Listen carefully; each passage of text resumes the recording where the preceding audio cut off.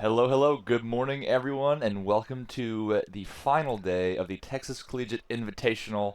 Bright and early, we are back, Yeah. and we are super excited to give y'all a fantastic first game of Lubbock Christian playing University of Texas at Dallas. Yeah, 42 degrees here at the University of Texas at Dallas. Feeling really great. A little bit of an early morning. Just had a breakfast. So really excited for this LCU versus UT Dallas match today. Yeah, I don't think we got to see LCU, at least on the B stream yesterday, but whenever we talked with Hoxer in his interview, he was most impressed by LCU's Beastie. So I'm very excited to see them play against UTD, who I felt had a very respectable performance against Baylor in the last match of Swiss yesterday. Yeah, and we talked about it. We felt like they brought Baylor closest to a map victory, or map loss, I should say. And I don't know. I think UT Dallas spent a lot of time last night hitting the drawing board, looking at VODs, and I'm hoping they bring some fire today. Yeah, I'm hoping so as well. And then for those of y'all that are curious, if y'all are wanting to check into the mainstream, we are going to have UT Arlington playing Texas Tech. So That'll be an exciting game to watch. that'll also be an exciting game. But for those of you that are here to stay with us, we're excited. We're about to get underway as the players are in the lobby making sure everything looks good. And we're going to get started here with the first round of playoffs. It is a double elimination, so we are in winners round one. So even if the team that loses here, you'll be able to see them again later today. Yeah. It's good to get a little bit of Rocket League for breakfast. Yeah, it really is exciting. So here we go as we get into game one. I'm really looking forward to see how Dalton performs this morning along with Saban. We're going to be highlighting Beastie because, Hoxer did say that he felt like he was the next best player in the tournament outside of Baylor. He did come, he recently got a top 16 in the North America Regional, so I am excited to see what he's able to perform.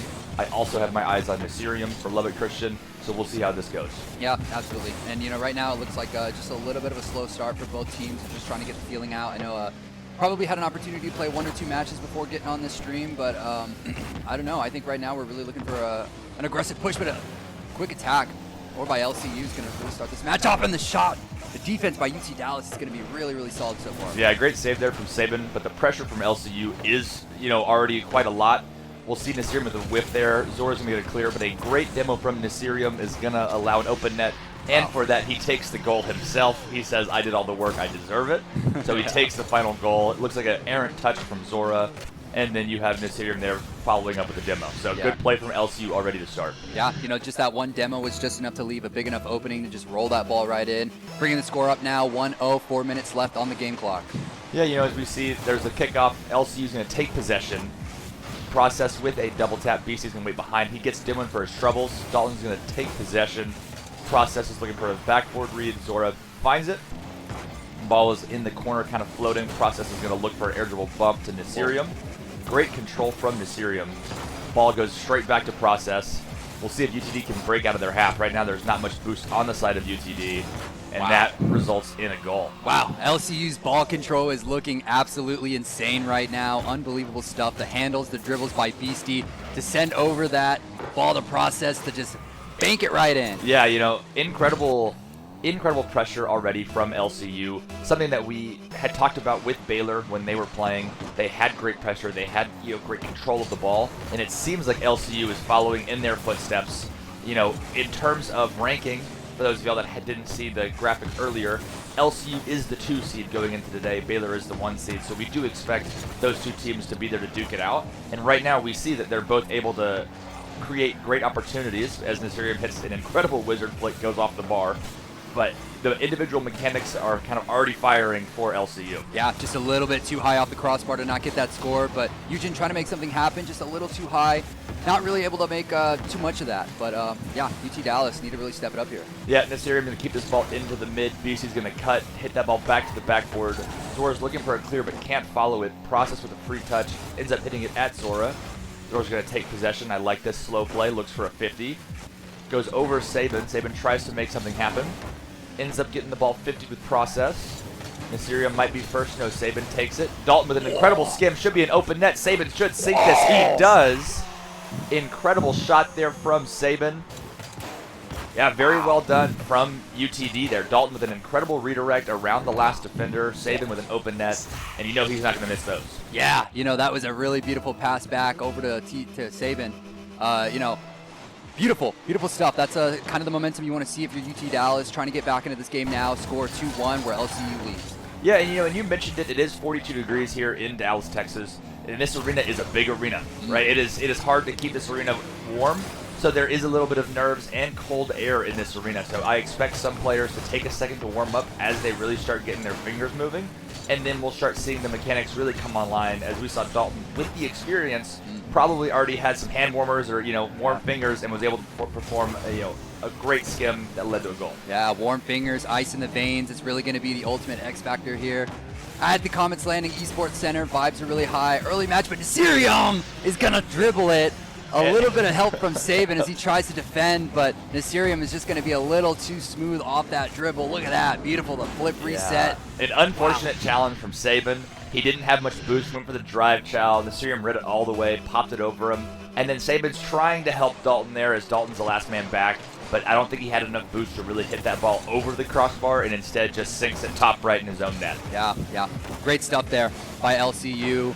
Score 3-1. We got about a minute and 45 seconds left. UT Dallas really need to make something happen if they want to secure map 1, but Beastie, as I say that, it's going to be there right down the middle to score, making it now 4-1. Securing their lead in map 1. Yeah, an unfortunate touch there from Zora. He was trying to get it to the backboard to have a soft touch, but he hit it to the corner of the backboard where that ends up bouncing out mid. And at this level, when you're playing against opponents of this caliber, a missed touch like that will certainly spell a goal for them. Yeah, LCU has proven that they are a team to be reckoned with here at TCI. They've been playing some incredible Rocket League this past weekend. UT Dallas, they have their work cut out for them. Yeah, and for those of y'all that have watched the UTD Baylor game, they took 2 games to overtime, 1-goal games, and then game 3 kind of got away from them. When LCU played Baylor, they kept every single game a 1-goal game. They lost, they still got swept, but every game was a 1-goal game. So we're kind of seeing what allowed them to keep the games that close with Baylor, and what allowed Hawkster to say, hey, this Beastie guy is legit. Yeah, both of these teams are kind of equal in their own right, but I think UT Dallas had a little bit of clutch factor. Eugene going to bring it now, 4-2. We got a minute left on the clock. Still a little bit of Rocket League left to play. It takes about 10 seconds to score a goal, so UT Dallas are not out of it just yet. Yeah, Dalton with great speed there, able to beat BC to the ball, and there is no third man back for LCU, so just a free double tap. They're not going to miss that. Again, at this level, nets like that are going to get scored 99% of the time. Yeah, absolutely. As we get started here now, the kickoff, getting a little skirmishy. Yeah, we're seeing Dalton looking to a follow. He doesn't land the double. Process is going to have a flip, holds it, goes low underneath the defense. Beastie is there with the touch, but Zora shoots it on net. Dalton trying to get the bump on Nasirium. Great save with pressure in his face. Saban has a good dunk on Process, but Nasirium's going to take control here. Saban tries to jump from behind, isn't able to manage it. And a touch here to the corner might give UTD a little bit of room to breathe. Yeah, all these LCU players look like they have amazing ball handling today this morning. Looks like they had plenty of time to rest up, get some good breakfast, maybe had a little bit of scrim before hopping into this match. But so far, all players of the LCU looking great. Yeah, looking very good. They're also taking a lot of possession of the ball at midfield. You can see they're not just shooting the ball at net or throwing it at UTD when they're on defense. There's a lot of taking control, multiple touches on the ball, and trying to make UTD awkward on defense. And then the second that there's a mistouch, we saw with Zora to the backboard, we've seen a couple times, it was Saban on the challenge, then they capitalize every single time, right? Yeah. So there is a lot of threats on the LCU side, right? You've mentioned it. All 3 players are looking phenomenal on the ball. Yeah. And if UTD is not able to challenge at the correct time and get up there when they need to, then it's going to spell disaster. Yeah, Nasirium so far looking really dangerous. 2 shots, 2 goals. An assist and a save, doing a lot for his team, but LCU now have 10 shots in map 1 where, UT Dallas only have just about 6. Yeah, so we'll see if UTD is able to bounce back here into game 2. I expect this to be a little bit closer. I think that LCU came out swinging, and that might have caught UTD on the back foot. We will see as we get into game 2 here in a few moments, and if they're able to actually stop LCU's attack, right? Yeah. Stop them at the midfield, say, hey, we're going to meet you when you have the ball. That way you're not able to dribble it at us, have all those control touches, and we'll see if UTD has a better performance in Game 2. Yeah, all it takes is 1 goal to change the tide of any map. And, it's just 1 goal at a time, 1 map at a time. Still plenty of Rocket League left to be played. UT Dallas now looking to make something happen, trying to come away with map 2 win. Yeah, fake kickoff here on the side of LCU gives Process complete control of the ball.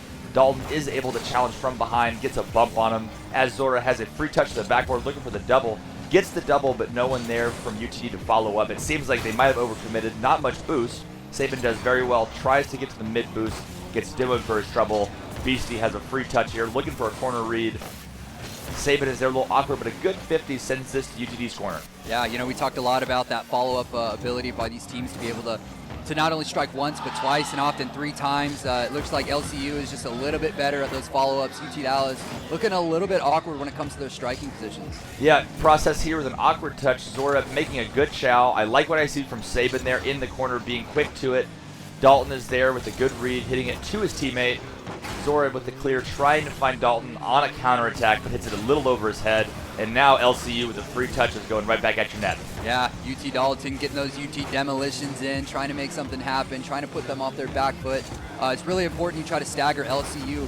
You know, you're really looking for at least just one opening to build some of that momentum. Exactly. Something that I do also want to point out from the side of the UTD is I want to see a little bit better of these control touches to each other on defense. It seems a couple times, especially Zora, he's flipping the ball at his teammate and it's close, but he's hitting it a little too high or a little too far where his team can't reach, and it's putting them in awkward spots. As Nasirium dribbles, breaks Sabin's axles, they are somewhere on the ground.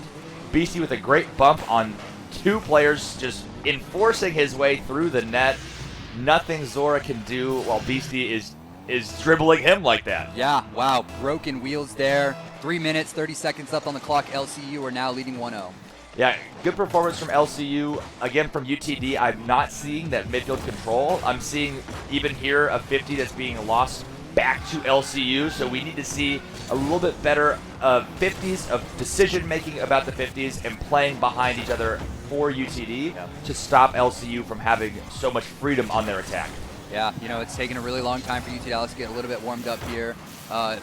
They need at least 1 goal, you know, they something to build some momentum, a little bit of confidence right now.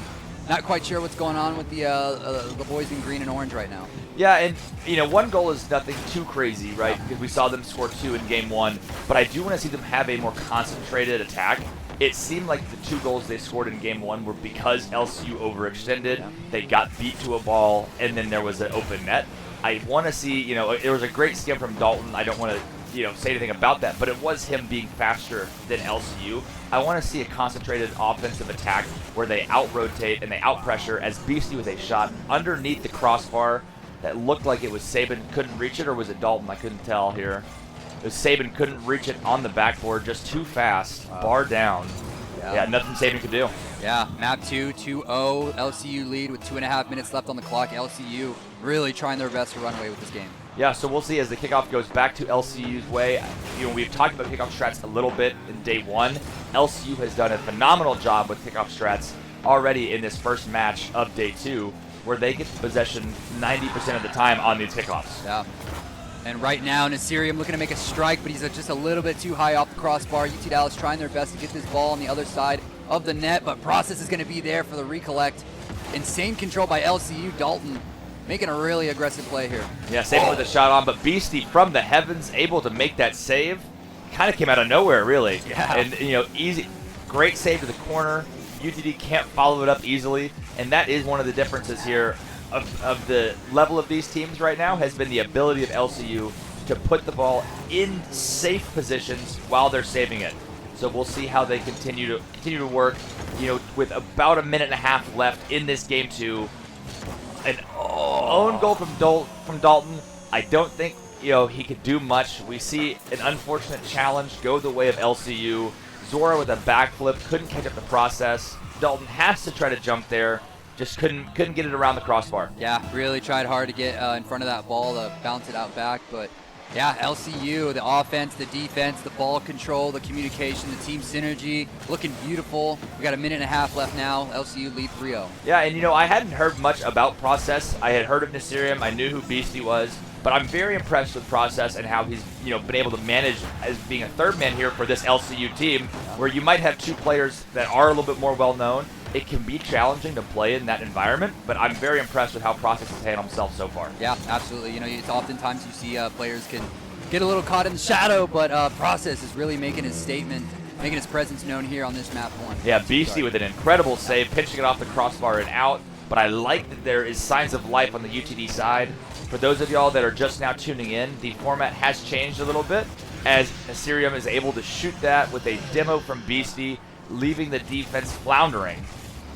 Zora not able to get the touch off the wall. A great demo from Beastie on the back, and Asirium with a wide open net. But yes, as I was saying, the format has changed from day one. We are now, instead of best of 5s, looking at best of 7s. So there is going to be a little bit more time for UTD to adjust and adapt to LCU's game plan. Yeah, and that's kind of what we're hoping to see here in Map 2, Map 3 as Map 2 comes to a close with only about 30 seconds left on the game clock. 4-0, LCU looking incredibly dominant. I don't know, if you're the boys in orange, your comms are going to be looking a little frazzled right now. Yeah, and one of the things that I do know about UTD, having met the players, is that they have good team chemistry. They like playing with one another. So hopefully they're going to be able to take this next, 15 seconds of gameplay, the next minute-long break, and really reset and come back out in Game 3. Because we're not even halfway done with the series at this point. We have a lot of games left. So I want to see them coming out strong in Game 3. Yeah, absolutely. And as Map 2 starts to come to a close here, LCU are going to take Map 2. Wow, this team is looking absolutely insane. They got some good rest last night. Yeah, this LCU team is very solid. They are new. This is Beastie's first semester with LCU. He is filling in for this team, so I'm very impressed with him. Already when you're getting praise from someone like the name of Hoxer, you know that they're going to be solid. And, especially when you're getting top 16 in North America, he is a solid player. He's showcasing that, and the rest of this LCU team, you can't take them easy, and they're showing you why. Yeah, absolutely. UT Dallas got a lot of work ahead of them if they really want to come out on top of this series. Like you said, best of 7, so it's first to win 4. Right now we're sitting 2-0, UT Dallas. Wow, got to make something happen this Map 3. And one thing I will point out is that the shots were better. We see about even shots between the two teams. It is just that LCU's shots are more threatening. They're taking that control in midfield. They're dribbling through. They're letting one of their other teammates go for demos, go for bumps, right? We saw, Zora getting dribbled, I think, by Beastie for one of the goals. So that physicality is what's allowing this LCU team to score at such a high percentage. I want to see UTD start demoing more, playing more aggressive, and play around the bumps and demos of LCU. Yeah, I mean, even though we did see an increase in shots by UT Dallas, LCU's defense has just been impenetrable thus far. Yeah, LCU has, especially highlighting Beastie, he has some incredible saves in Game 2.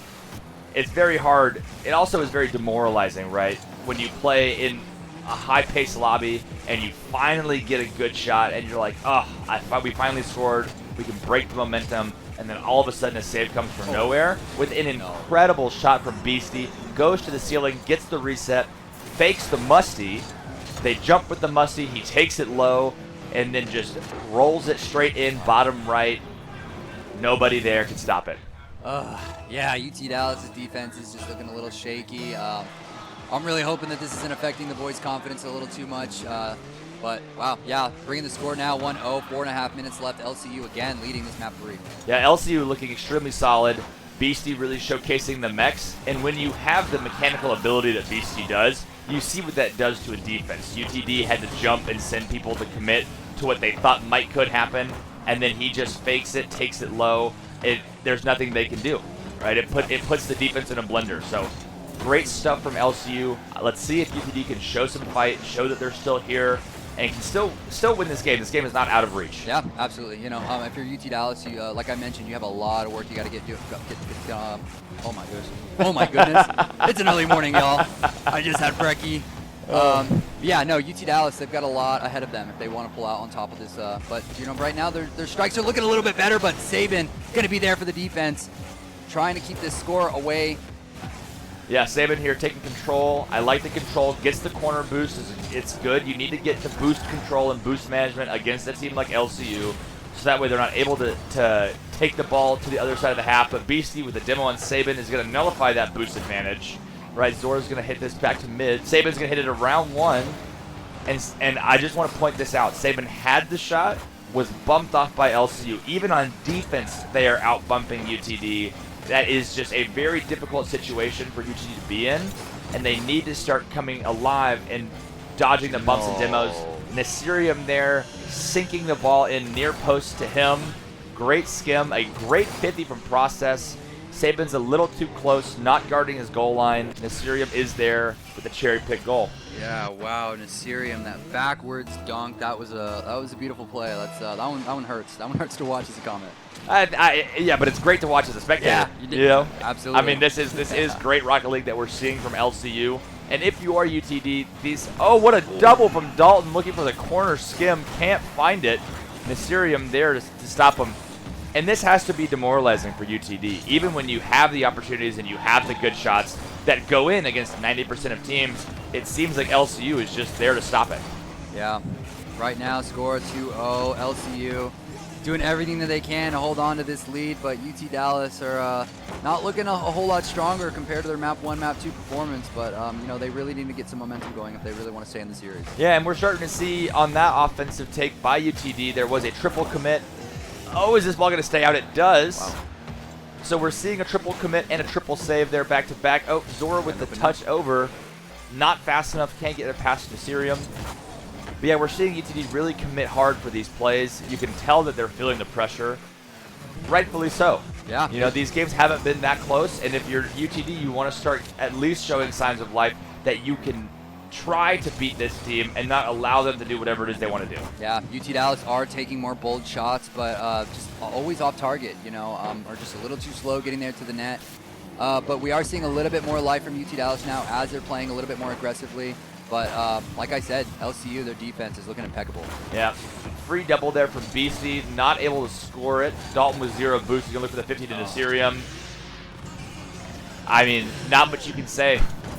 An incredible shot. Nasirium grabs UTD's corner boost, plays a slow ball, looks for a flick as soon as Zora comes out. Saban, 0 boost. I feel like, how many times have we said that a member of UTD is on 0 boost? Yeah. They're getting chokeholded. They're not able to get out of their half, and then with a good pinch mid. But again, a great play. Wow. LCU is there. There is nothing that UTD can do to score.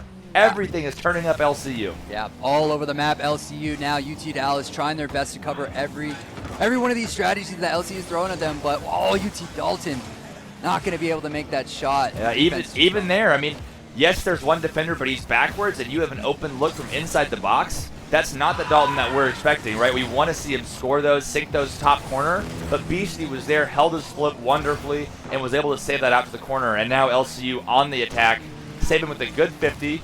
Dalton tries to meet him. I like the demo from Dalton. We'll see. Beastie's going to take control. Zora's going to look for a 50 mid. Finds it. Process is there. A little awkward. This is the most awkward we've seen LCU thus far. Saban going to try to take control here. Looking for a flick over Nasirium. Finds the 50 over. Zora's going to look for Dalton. Dalton's going to try to take control. Process with a bump off. Beastie hitting this to the wall. Saban there to meet him. So far, this has been the most pressure UTD has had all series. Yeah, with 30 seconds left now, score being 3-0, it looks like we're going to be heading into the next match. If UT Dallas want to come away with this, we're looking at a reverse sweep. That's a tough task, especially in a best-of-7 here on Championship Sunday. Yeah, you know, the nerves are high. It's an early morning, so we'll see how UTD is able to, handle a potential reverse sweep. Even if they win a couple games, that would do numbers for their momentum going into the losers round matches, because just so everyone knows, this is not the end for either of these teams. Yeah, absolutely. Yeah, they still get one more time, one more chance to stay alive in this bracket. But LCU are looking absolutely dominant right now. Even though UT Dallas had a better shot performance, the defense, Nasirium with 4 saves, 2 goals, doing a lot. Yeah, and I think, we don't look at this, we don't have this stat readily available, but yes, UTD has, I believe, more shots than LCU, but the shot quality is going to be far lower. We saw a lot of shots that didn't get placed right where they could have been, right where they should have been probably, and LCU was there ready for the save. And then on the UTD side, these shots are not just shots. You have a ball coming at you, and most of the times a defender also barreling down your neck. Very hard to make a save when you have to dodge ball and player. Yeah. Absolutely. If you're having a deal with Beastie bumping you off out of the goal, you're going to be in a lot of trouble, And we saw Nasirium with beautiful assist plays, that backwards dunk into the net. That was a beautiful play. You're seeing a lot of the mechanical prowess from LCU. I believe they're out-rotating UTD. They're keeping a boost advantage. So when UTD has a chance, they can't even do anything with it. So we're seeing, I think desperation shots from UTD. They're just heaving it at the net. I want to see them start rotating along the pad lines, keep at least 50 boost, right? That's way better than 0, and then try to take out the ball into a coordinated attack, look for a bump, look for some type of play to your team. As we see LCU getting underway with a fake kickoff. Process will try to find Nasirium, who is pre-jumped off the wall. Can't do it. Saban's going to try to take control here. Process with a good dunk. Looking for another 50. Finds it with a shot on. Saban with a great save. I mean, already a very quick shot from Beastie. Yeah, they're starting with a lot of ferocity. They're really looking to close it out here. You know, wrap-up series. They're looking forward to their next match, but UT Dallas trying their best to stay alive in this series. Yeah, and as we've mentioned, you know, we are in the best of 7 matches. As Dalton with a changeup will get it over 1, and there was, I believe, a demo on the back end. I believe Saban was able to demo Nasirium on the back end. Dalton hit him with a changeup, had them dazed and confused. A great shot from Dalton. Yeah, you know, it's still very, very early into this map, but we could be looking at a UT Dallas win. That would do numbers for the momentum. I was about to mention up as we see a kickoff go the way of LCU. Beastie, no one there. I believe it went past the cheater. It did. Or no, that was unlucky. Dalton had the demo on the cheater, got bumped back into the ball, and Beastie was just there to collect. That is a very unfortunate goal. Yeah. And when you're already feeling down after losing the first 3 games, a goal like that can be the straw that breaks the camel's back. Yeah, absolutely. Man, that caster's curse is something. Nothing to be played with. But Eugen going to be here for the score to equalize it, giving them their 1-score advantage back. Beautiful play by Eugen, the Saban. Oh my lord, that was a beautiful goal. And I want to highlight, it was very quick in this replay, but Dalton was there chasing Nasirium. Nasirium had to make an awkward save because he was getting demoed, so then he hit it a little too high on the backboard, and then Zora was there for the cleanup. So a much better offense out of UTD. Yeah, they've been showing a lot more ferocity, backs against the wall, you know. The old Chinese proverb, you know, put your armies back against the river and they will not falter. So UT Dallas really, really showing that here today. Yeah, and a great solo play from Saban, able to slice up the LCU defense, takes it up off the wall, over process, goes down to the ground, and instant jumps into it to hit it top left over Nasirium's outstretched car. Great shot from Saban. Yeah, you know, this is the first time we're really starting to see a little bit of holes in Nasirium's defense as he's been playing incredibly wonderful all series. But UT Dallas bringing the score 1-3 with about 3 minutes, 50 seconds left on the clock. Yeah, and then another great pin from Dalton. Could have maybe scored that if he was a little bit patient, but I don't think he was playing the miss. Beastie's there to hit the ball back to Zora. Zora's going to take it for an air dribble, look for a flip reset here potentially. No, he just goes high. Nasirium is there. Saban's going to try to look for a bump here. He's going to find the bump, but Beastie's going to be first to this fall. Got bumped for his troubles, though. A good save there from Zora to keep the ball out of danger. Dalton can't make contact. Process was there if he did try. Saban going for another air dribble. Has a 50 going high, so waterfall down. Zora tries for the read. Maybe a little ambitious of a read from Zora there. Yeah, you know, this is the most scrappy we've seen UT Dallas. Finding a lot of really great openings. LCU looking a little hesitant, but Nasirium is going to be there to score. Bringing it now 2-3, looking to make that gap a little smaller. Yeah, Zora with a touch that got a little too far away from him. He flipped it to the wall. LCU was there. BC with a great drop down right onto Nasirium's car, and he's able to flick that very quickly to the right side of the net around Saban for the goal. Yeah, wow, you know, unbelievable stuff here. This is starting to turn into a more heated series, but BC already looking to make an early break, but Saban's going to be there for the save. Yeah, great save there, but you know, I'm sure you're seeing now, as I had mentioned, with BC there on the counter on the other side of the net. These 50s from LCU continuously on the wall. We need to be better about how we're 50ing because we're just giving them the ball and they're playing the other side of the net. They're playing that far post second man, and he is there to score all of those dunks and 50s that go that way. Yeah, Beastie now 5 shots, equalizing this match, bringing it up now 3-3, less than 3 minutes on the clock. Still, plenty of Rocket League left to be played. Yeah, I mean, this has been a very back and forth game, very high scoring game. But as I was going to mention, right, we're changing the format today. The players played best of 5s yesterday. Well, when you have the prospect of 3 best of 7s, right, 2 if you win out everything, right, great save there from UTD. But when you have the prospect of all those best of 7s, you want to win 4-0 as many times as you can to get off the field and save some energy because today is going to be another long day of Rocket League. Yeah, and you know, LCU's looking wonderful. I think right now they come away with this win, they're going to be eyeing their biggest challenge, Baylor. You know, undefeated this weekend so Yeah, far. Baylor might meet them on the next side of the game. They're playing UNT currently. We're expecting a Baylor win, but UNT also played them extremely close yesterday, so maybe there will be an upset there. We will keep you posted. Yeah, UNT was an incredible match to watch in Castover yesterday, so, you know, good luck to them. Yeah, as we see, Nasirium going to take control of this ball, looking for a team pinch with Beastie. He still has control. Beastie's up already. Zora is the equal to that shot. Process is going to find a touch to the wall, try to recover for it. A bad touch by Dalton is going to get Saban dusted.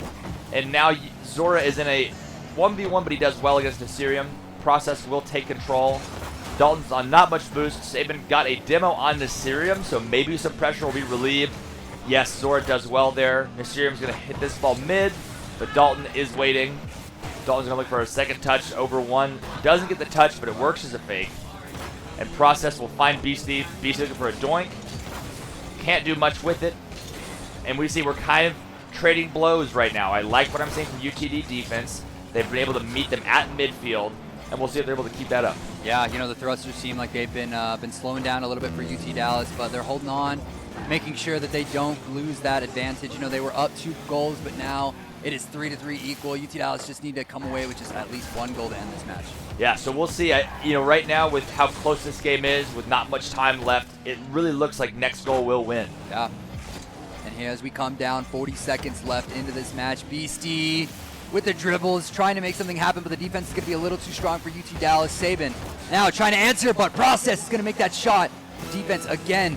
UT Dallas, a lot of pressure now. These LCU 50s have been incredible. If I'm UTD, we need to really focus on how we're taking 50s. I want to see some single jumps back into the 50 to at least alleviate some of these balls that go straight back, you know, in our face, because we've seen that LCU is waiting for those 50s, right? They're there to try to score those touches. So we need to get better at how we're taking 50s to be more controlled. Yeah, and it looks like we might go in overtime if that shot doesn't go in. That was a little scary, but yeah, now we're looking at sudden death. Process is going to let that ball drop, very wise. So we're going to see now, can LCU win the first overtime of day 2? Yeah. If I'm UT Dallas, I'm getting really scared. This is your last chance to make something happen. Keep yourselves alive into this match. Yeah, there's a good save there. Hit out to Zora. Zora looking for a backboard read. Hits it around Beastie. Saban going to find the corner. Dalton will try to read it. Process is there first. Zora want to keep this in the LCU half, but Process is able to get control. Nasirium couldn't make the doink touch to net, so Zora now has a little bit of time. Tries to take control. Again, not a great 50. He gives it back to Dalton with not much boost. Dalton was going to get 50 by Process. Maybe now Saban will have a chance. This is the best chance that UTD has, and Saban scores it. A great 50 underneath the first defender and then over the goalie. Great save there from Saban. Good 50, like I was talking about. Yes. He hit the 50 in a correct way, resulting in a goal. Phenomenal shot from Saban, and a great bounce-back win for the University of Texas at Dallas. Whoosh! Love to see it. You know, we still got a lot of Rocket League ahead of us. UT Dallas have their work cut out for them, but they're able to, you know, clutch up a little bit. They had a two-score lead, but it was starting to slip away from them. But that overtime, you know, just glad that they were able to clean it up as quickly as possible. And I do want to point out that UTD had 10 saves in this game. An incredible defensive performance. I especially want to highlight Saban and Zora having 4 and 5 saves respectively, doing extremely well. And then we saw Saban, of course, getting that final goal, playing very well, showing his mechanical prowess and individual skill. So big shout out to UTD. They're doing very well. We'll see now if, you know, Nasirium and Beastie can pick it up a level. Can they elevate? You know, did they take their foot off the gas, right? We see Process not doing as well as we thought that as he was in the first few games. Right. So we need him to bring it back up. Okay. And Wow. then we do have a score update. Baylor 4-0 UNT. They have kept the perfect tournament alive, and they have not lost a game. So Baylor is looking like the favorites for this tournament. Looking very, very scary. You know, I can't say that I'm not 100% surprised, but wow, ended really quickly. Yeah, great game from Baylor. So if y'all are watching, please stay tuned on this stream, because after this game, we will have Baylor playing the winner of UTD and LCU. Scary matchup, especially coming out from LCU. These are some really, really great teams. But right now, as the kickoff goes on, starting to see a little bit more ferocity from both teams. Yeah, so here we go with Dalton going to have a touch it to himself, trying to find Sabin. Unfortunate touch. Yeah, I don't really know where we were trying to go with that. We looked for an air dribble. We have a very soft touch. Didn't really go to anybody. Sabin forced a backflip. Zora looking lost on the goal line, not even angled towards the play. Not much you can do when a shot coming that fast at you. Yeah, Dalton unable to make that defensive push happen, but yeah, score now, 1-0, LCU lead. Yeah, Beastie immediately an opportunity off pickoff, but Zora is there with the save off the crossbar. Oh. Sabin looking for the shot. I like that we saw the bump attempt.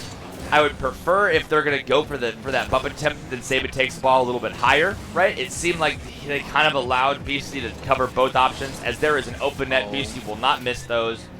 I don't know if there was a bump or something, but our third man really overcommitted. It looks like, yeah, Sabin got bumped there, and both Dalton and Zora not able to rotate back in time. I don't know if Sabin didn't realize he was last or thought someone was going to be behind him, but he pushed up a little too far as that third man, and Beastie makes him pay. Yeah, if you're UT Dallas, this is the last thing you want to see. Less than a minute, LCU already have 2 scores, and already Beastie playing incredibly aggressive in this next map. Yeah, and that is something. I have had the privilege of playing against Beastie a couple times. An incredible fake from Nasirium, hitting him with the changeup, and we've seen that changeup work 2 times already this series. Wow. That was a crazy play by Nasirium, bouncing it right over that. Wow, that was insane. I was not expecting that. Yeah, and incredible mechanical ability from LCU. It shows their. Oh, does UTD get one back? Ooh. They do. They call the fake kickoff because they have seen that LCU has been trying to do these kickoff strategies. It seems like Sabin just puts it straight on net for Zora to also able to dunk it through. So great call out from UTD, countering LCU's kickoff strats. Yeah, that's a good momentum for UT Dallas. Score 3-1 now, less than 4 minutes on the clock. Still plenty of time left to play with though. But open net, Nasirium's gonna shoot it in. You see the demo. Do we need to say his name? Do we even need to look at it to know who that was?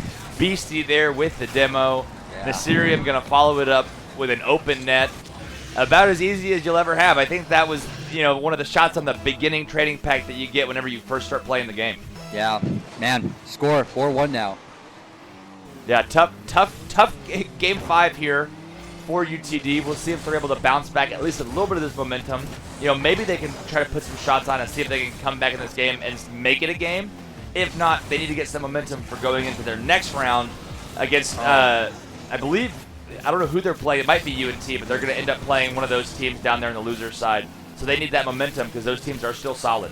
Yeah, absolutely.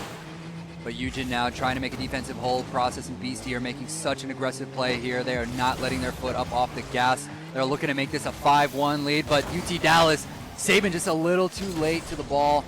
Great opportunity for him now, but wasn't able to make it happen.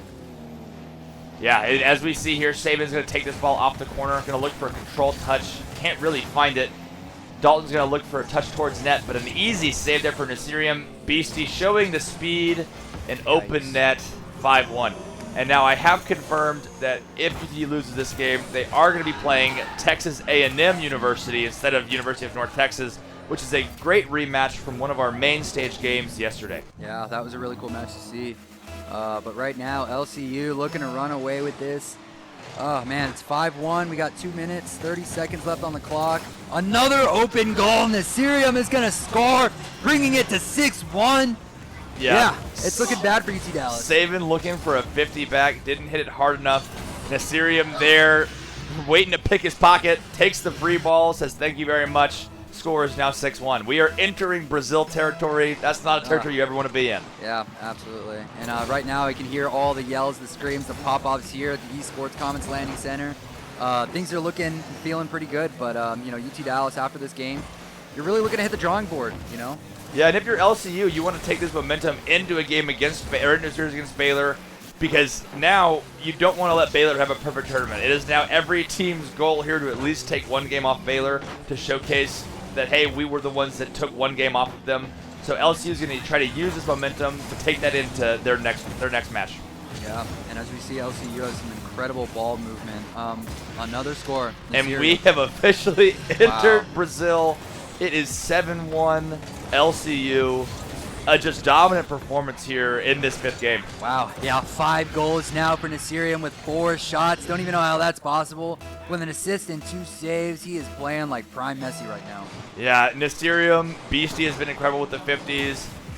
You know, I haven't heard as much from Process, but you don't really need to do much when you have Beastie and Nasirium doing all that they're doing right now. Yeah, absolutely. You know, Process is in a really weird position where he's not playing terribly. He's just got 2 superstars that are really, you know, stepping up. But Process has been showing a lot of really great plays in the series. Yeah, and when we see them playing against Baylor, I will want to be looking at Process because it is the superstar versus superstar matchup, and he may not be on the same level as the other 5 in the lobby. So we need to see if he's able to rise to that occasion. As I say his name, he says, "I am equal to it, I promise," and scores the 8th goal for LCU in this 5th game. Yeah, just a rough one. Wow. Yeah, Process can hear us. He took that a little personally. Unbelievable stuff. 8-1. This is the biggest lead I believe we've seen all weekend. Actually, no, we saw 13-0. We did. We Baylor, saw yeah. 13-0. Baylor beat University of Texas at Austin 13-0, so that was a tough game. Wow. LCU saw that scoreline and said, here, we're going to try to get as close as we can. 9-1. Yeah, it seems like there's nothing that UTD can do to stop this LCU offense. Yeah, I mean, right now, it just UT Dallas' scope is just stopping the bleeding. 9-1, an 8-point deficit. But we still, 2 minutes left to play, about a minute and a half. If I'm UT Dallas, this is going to be the longest minute and a half I've ever played. Yeah, this is going to be where you're just trying to limit the damage. You want to at least come out of this with a little bit of pride, and so you're wanting them to not be able to score anymore. You do not want the team to get the double digits on you. So we'll see if he's able to at least get some goals or score one. Dalton looking for a skim double, can't find it. That would have been a big momentum boost as Saban looks for a flip reset double tap, can't get it to go. Beastie's going to take control here, looking for a dribble, going up to the wall, has infinite space, gets a flip reset into Zora. Zora is there on the backboard. Good defense from UTD. Yeah, 1 minute left now. It's yeah, we've pretty much decided that the series is closed out, but UT Dallas. Yeah, this series might have been closed out on the 7th goal, I do believe. Yeah. And as we get the 10th goal from LCU, and probably the 50th bump from Beastie. I don't understand how, you know, or I guess that one was Nasirium, but yeah, there's not much you can do when you're getting knocked off the field. Yeah. You know, you can't save a ball when you don't exist. Yeah, 10-0. 10-1, I should say, double digits. Wow, absolutely dominant performance by LCU. I think that they're looking incredibly strong in their matchup against Baylor in their next series. Yeah, and if we look at the matchup yesterday where UTD played Baylor, we saw the 1-goal games in the OTs. Now we have LCU playing UTD, and there is a 10-goal deficit in this 5th game. Wow. Yeah, just not much to say. Not much to say at all. Except, please stop. Please stop. LCU, please. Yeah. When it rains, it pours. Yeah. And if you're getting rained on, then you want to maybe find some shelter. Yeah. UTD need to go duck and hide somewhere Oh after this game. So we'll see. Another great shot from Beastie. Dalton saying he can at least still save a couple shots. Process is going to be waiting for this. Zora playing the Gibbs strat of just staying in net, playing goalie, trying to limit the damage. As the clock winds down, we will move away from the screen. Avert your eyes. LCU has taken the victory, 11-1 in Game 5. I'm speechless. Incredible game. Nasirium dropping 1,100 points. BC dropping 800. Yeah, not much to say other than total domination from the side of LCU in that 5th game. But at least UTD got 1 game off LCU, right? Outside of Baylor, UTD is now the only team to have beaten LCU. Yeah. And I think LCU found that, took that to heart and said, we'll show you how to play some Rocket League in this next game and beat them 11-1. So, yeah. I'm really excited for this Baylor-LCU matchup. These are some 2 powerhouse teams that came into this weekend. Baylor being undefeated, LCU showing an incredibly dominant performance against UT Dallas. And, UT Dallas didn't play horribly this weekend. They played incredibly well. So I'm really interested to see how the rest of the weekend goes. Yeah, I'm looking forward to seeing UT try to make a lower bracket run. I believe they have the ability and the talent to do it. So we'll see how they're able to compete with that, and if they're able to make that lower bracket run, beat Texas A&M, who they were able to beat last time, and then make a run even past UNT, and then they might meet up with LCU again. Yeah, but right now, as some of our matches come to a close, we are expecting to play A&M, UT Dallas, in our next matchup. But right now, I believe, what do we have going on right now? Right now on the mainstream, we are watching Texas Tech play UT Arlington. I do believe it is 3-0 UT Arlington. I will have to see. They're in the middle of a break. They might have just finished that game. That might have also been a sweep, and we're waiting to get the results in. Yeah, it was a sweep, 4-0 for UT Arlington. So UT Arlington will play University of North Texas. UTD will play Texas A&M, and Baylor will play LCU. So as we expected with this bracket stage, no upsets yet, but at least UTD was able to take one game off of LCU to prevent sweeps across the board. But stay with us. We're going to have Baylor versus LCU. We might have a player interview with one of the LCU team members here, so we will see how that goes, so please stay tuned. Yeah, even as a comment, though, good games to LCU. Yeah. Well played. Well played from LCU. Outside of the fifth game, not that bad, right? I know it leaves a sour taste in your mouth when you lose one of the games 11-1. It is really hard to recognize, okay, we kind of played, the first few games well, but they had to close first 4 games, able to take one game off, and it was just game 5 got away from them. Yeah, rough match for UT Dallas, but it's not out yet. They're not over. They still got another game left to be played against Texas A&M, and like you said, it was a rematch from yesterday. I believe UT Dallas came out on top 3-1 against A&M. So great games from UTD. So we will see. I believe we do have a player coming in here for interview, so we will do that interview and then go for a short break after. So please stay tuned.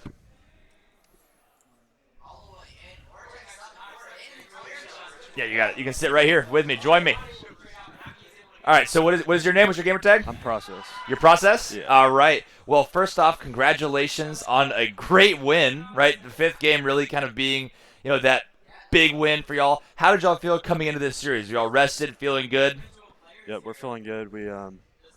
We just want to get all the practice in, get ready for Baylor, so we didn't hold back. Yeah, and speaking of Baylor, y'all know that this is who y'all are coming to play. Y'all had close games against them yesterday. Have y'all watched any of the tape? Y'all have a game plan going into Baylor. You don't have to share what it is, but have y'all been studying it out? Yeah, we actually did go over the replays, and we're going to do better when we play them next. So. And then I do think that UTD took one game off y'all in this series. Yeah. I believe outside of Baylor, they're the first team to take a game off y'all. And then y'all beat them 11-1. Was there a little bit of pride on the line because y'all lost and y'all were like, no way, we're clearly the second best team or even trying to compete with Baylor? Yeah. What happened there in that 5th game? Yeah, we weren't happy about the loss. They played good, though. They're a good team. Mm-hmm. So, it happens. They took a game, so well played to them. Good. Well, we're excited to see you play Baylor. You'll be on this stream, so hopefully we'll have you back here to talk to us after you beat Baylor. Yep. So good luck in that next game. All right, thank you. Thank you.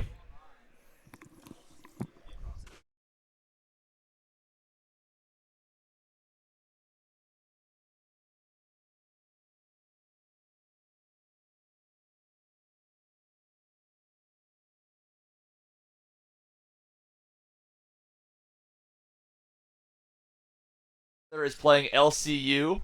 Sorry about the quick pause. These players are ready to get started. They're wasting no time. They're antsy. And as we see here, we'll see if Beastie, Process, and Assyrium are able to take on Andy, Hoxer, and Zanil. This was the closest game of the first day, and we just saw on stream, LCU beating UTD 11-1. So we'll see if they're able to carry that momentum into this second match. Yeah, really tough match for UT Dallas, but feeling even greater for LCU bringing in a Baylor. They're looking to really take at least one map on, but I think they're really good opponents to potentially win this whole series.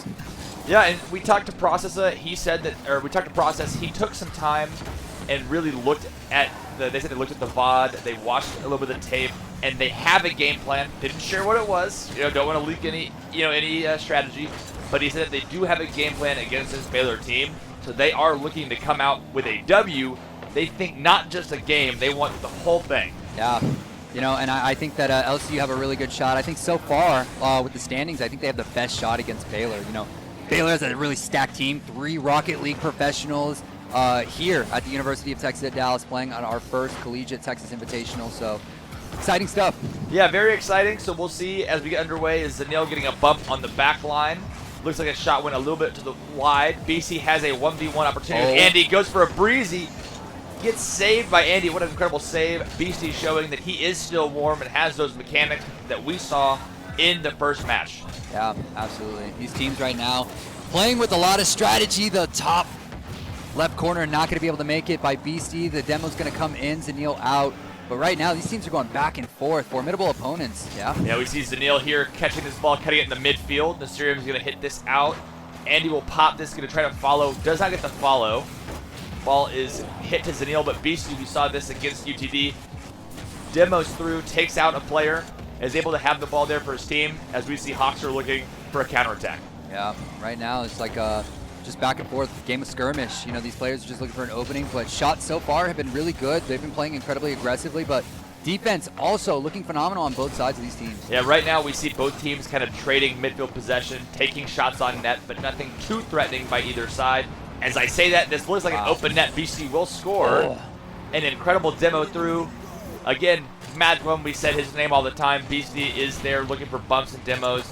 Seems like Andy wasn't able to get the touch. Process with a great touch over. BC there to secure the goal. Yeah, if I'm LCU, I'm feeling really great about that. Baylor have been looking incredibly scary all weekend with an undefeated record, still yet to drop a single map. But when you come off the score the first time around, Beastie almost going to make something happen, trying to bring it up to an 0-2, but the defense is going to be there for Baylor, but Zanil is going to be there to equalize it, bringing it now 1-1. Unfortunate own goal from Nasirium. I don't think he realized how much time he had on this ball. Maybe a misread.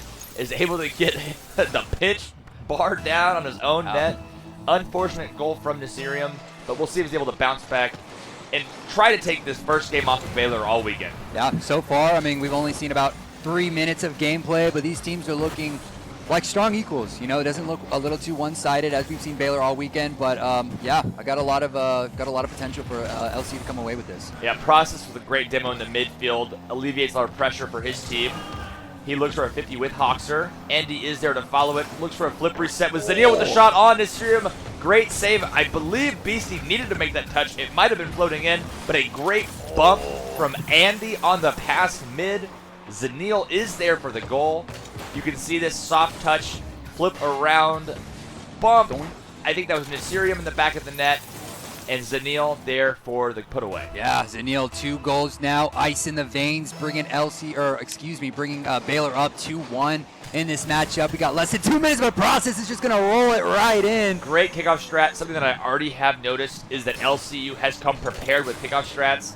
They are cheating well. They are playing the fakes. And here it results in a goal. So that might be some of the stuff that Process was talking about that they watched in the VOD, was some of the kickoff strats that Baylor might be doing. Also with how Baylor has been playing this weekend, they may not be as dialed in as LCU is, and so they're here with the strategy, trying to find any advantage they can against this Baylor team. Yeah, these two teams are playing incredibly aggressive. They both want to win this match so far. Nasirium unable to make anything happen. The defense is going to be just a little too strong. Beastie coming in from the crossbar, but not enough boost to actually bump it right in. He's going to get demoed by Zanil. Oh my, these players are playing with absolute ferocity. Yeah, and then it looks like Zanil got bumped off the backboard here. Beastie's going to look for a double drop down. Can he get it? No, Hoxer is there. Process, this should be a goal. No, Hoxer with the save. Process couldn't put the shot high enough to actually get past the goalie. Now Zanil on the counterattack, hitting that to Nasirium, finds it to the corner. Hoxer's going to threaten the goalie, just make sure they're paying attention. He gets that boost steal, great boost grab from Hoxer. Zanil's going to have a control touch here, can't find the follow. Hoxer has an open backboard, he's going to hit this shot. No, he hits it too high. I mean, that's an uncharacteristic miss from a player of Hoxer's level. Should have been a goal there from Hoxer. Yeah, you know, the ball control's been looking insane. You know, we've already seen a few flip resets here in this match. 2-2, we got about 30 seconds left in this matchup. You know, these teams are just looking to make a quick goal. Quick, easy answer in the series, best of 7. Yeah, here we can see Andy with not much boost. He's going to have one touch past Nasirium there to meet him. BC also jumping for that save, not wanting to concede in the last few seconds of regulation, because once you're able to get out of the last few seconds, you can reset, and we saw LCU had the upper edge on some of these kickoffs, so they want to get to overtime and have the chance to win on a kickoff goal. Yeah, 5 seconds left now. It looks like we might be going into overtime. None of these teams able to secure a score. Yeah, this should do it. Andy will let that ball drop, very wise. We are now watching this kickoff from LCU, see if they can play anything out. Sudden death now. This is a really important one. Sets the tone of the match. If LCU come away with this, they will be the first team this weekend to take a map off Baylor. It got to be a good feeling if you can make that happen. Yeah, as we see here, there's a shot on, but Zanil has the control, looks for the 50. Hoxer has the ball now. Hits this over to the backboard. Beastie, great read. Process with the fake. Beastie's going to take this control low. Looks for a pinch mid. Mysterium wisely does not commit as third there. Andy now has control, going to look for the bump over one, gets it. Process is there for the save.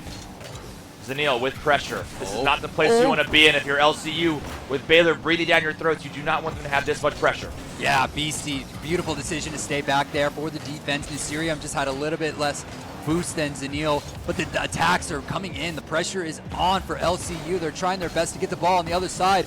And here's an opening now. Yeah, Process, good touch over the Baylor defense, but Zanil is there to collect the boost and the ball, air dribbling it out past midfield into the LCU corner. Beastie, 0 boost on the backboard, great save. Hoxer puts it peppering the backboard, but Process is there with a great read. Beastie should have this ball. He's going to pop it up, allow it a little bit of time to get boosted, reset. Zanil there with the redirect, going towards net but not on net. Beastie now going to take a little bit of time after that team bump. Beastie over Zanil, doesn't get the mid boost though. Hoxer has a little bit of time. What can he do with it? A little bit of space. LCU, not much boost. Only Process has boost here. This is a dangerous spot if you're LCU. Yeah, you know, Hoxer, we've been seeing a very uncharacteristic gameplay from him. Those 2 missed shots, just a little too high off the crossbar. That might be the X factor of what puts LCU a little bit up if Hoxer cannot warm up in this series. And like I said before, I am looking at Process. I want to see how he performs compared to Mysterium and Beastie and in this lobby of these former pros. Yeah, absolutely. Right now, looking incredibly skirmish. Good fake from Beastie. Andy reads the fake. Unbelievable read. That is a goal, even at the highest levels of Rocket League, 90% of the time. Andy says, I am there for it. Incredible save there from Baylor, able to keep the OT going. Yeah, so far this has been one of the most exciting games we've seen. This will be it. Beastie air dribble bump over the last. It looked like there was also a demo on the back end. I think Mysterium was able to demo Andy. Beastie goes to the air dribble bump, makes contact, has an extra touch, hits it bar down. Wonderful touch there. And Baylor, the perfect tournament is over. Yeah, you know, they're looking a little bit more weaknesses starting to show. That it's definitely got to do wonders for your confidence if you are LCU. A wonderful match lineup. They had 10 shots, but Baylor dominating in shots. Yeah, Baylor dominating in pressure, but LCU dominating in saves, playing an extremely great defensive game. Highlighting Beastie, right? We talked to Hoxer yesterday. He said that Beastie was the player to watch, right? Because Andy, Zanil, and Hoxer were professional players. They were playing at the highest level. Yeah. They have since retired. Beastie is still currently playing at a very high level, most recently getting top 16 at the last regional. So a very solid player, still trying to compete at the highest levels. So we'll see if he's able to carry his team to victory like he did in Game 1. Yeah, if I'm LCU, I'm feeling incredible about that first map. You know, you still got a best of 7 to play. Baylor still not out of this yet. You know, we've got some crazy Rocket League here playing now here at Losers Finals. Yeah, we have a lot of Rocket League here. Best of 7. This game went to OT. I expect this to be very back and forth. Yeah. But what we've seen in Game 1, prepare yourselves, ladies and gentlemen. This will be a tough series. Yeah. As we get started now, map 2, we get our kickoff going ahead. If I'm LCU, I'm just looking to keep that pressure up, not taking your foot off that throttle even for a second. You want to keep Baylor, their backs against the wall, but still a lot of Rocket League left to be played here. Yeah, good kickoff there from LCU. Like I said, I believe that is part of what they have watched. These kickoffs look phenomenal. It seemed like Baylor wasn't really tested on the kickoffs, and now LCU is here to play with kickoffs. A great double demo from Beastie in Process, leaving Hoxer alone on an island, but he does well not to get scored on in a 1v2. This ball is hit to the wall. Process will be first. Going to take control. Look to go to the ceiling possibly here. Going to drop it down to himself. Calling his own number for the pinch. Andy is there. Hits it out to Hoxer. Hoxer leaves it for Andy. Andy back to Hoxer. I like the 1-2-1 fake. Going for a bump. Can't connect with it. That would have been a goal. Process has control here. Looking for an air dribble bump. Not enough boost. Ran out of juice. Beastie taking this up to the wall. Finding it in the corner. Looking for a pinch mid. Hoxer is the equal. Yeah, we're starting to see Hoxer playing with a little bit more with fluidity now in this map 2, but You know, it's just it's looking a little scrappy for Baylor. I'm not gonna lie. This is the first time we've seen a little bit of weakness from this team. You know, and we didn't get to see this match on stream yesterday, so we don't know how scrappy it was. But this is the first time that we have for sure seen Baylor get tested. And we'll see how they adapt to really getting tested. These players aren't used to getting tested at this level, like we've mentioned.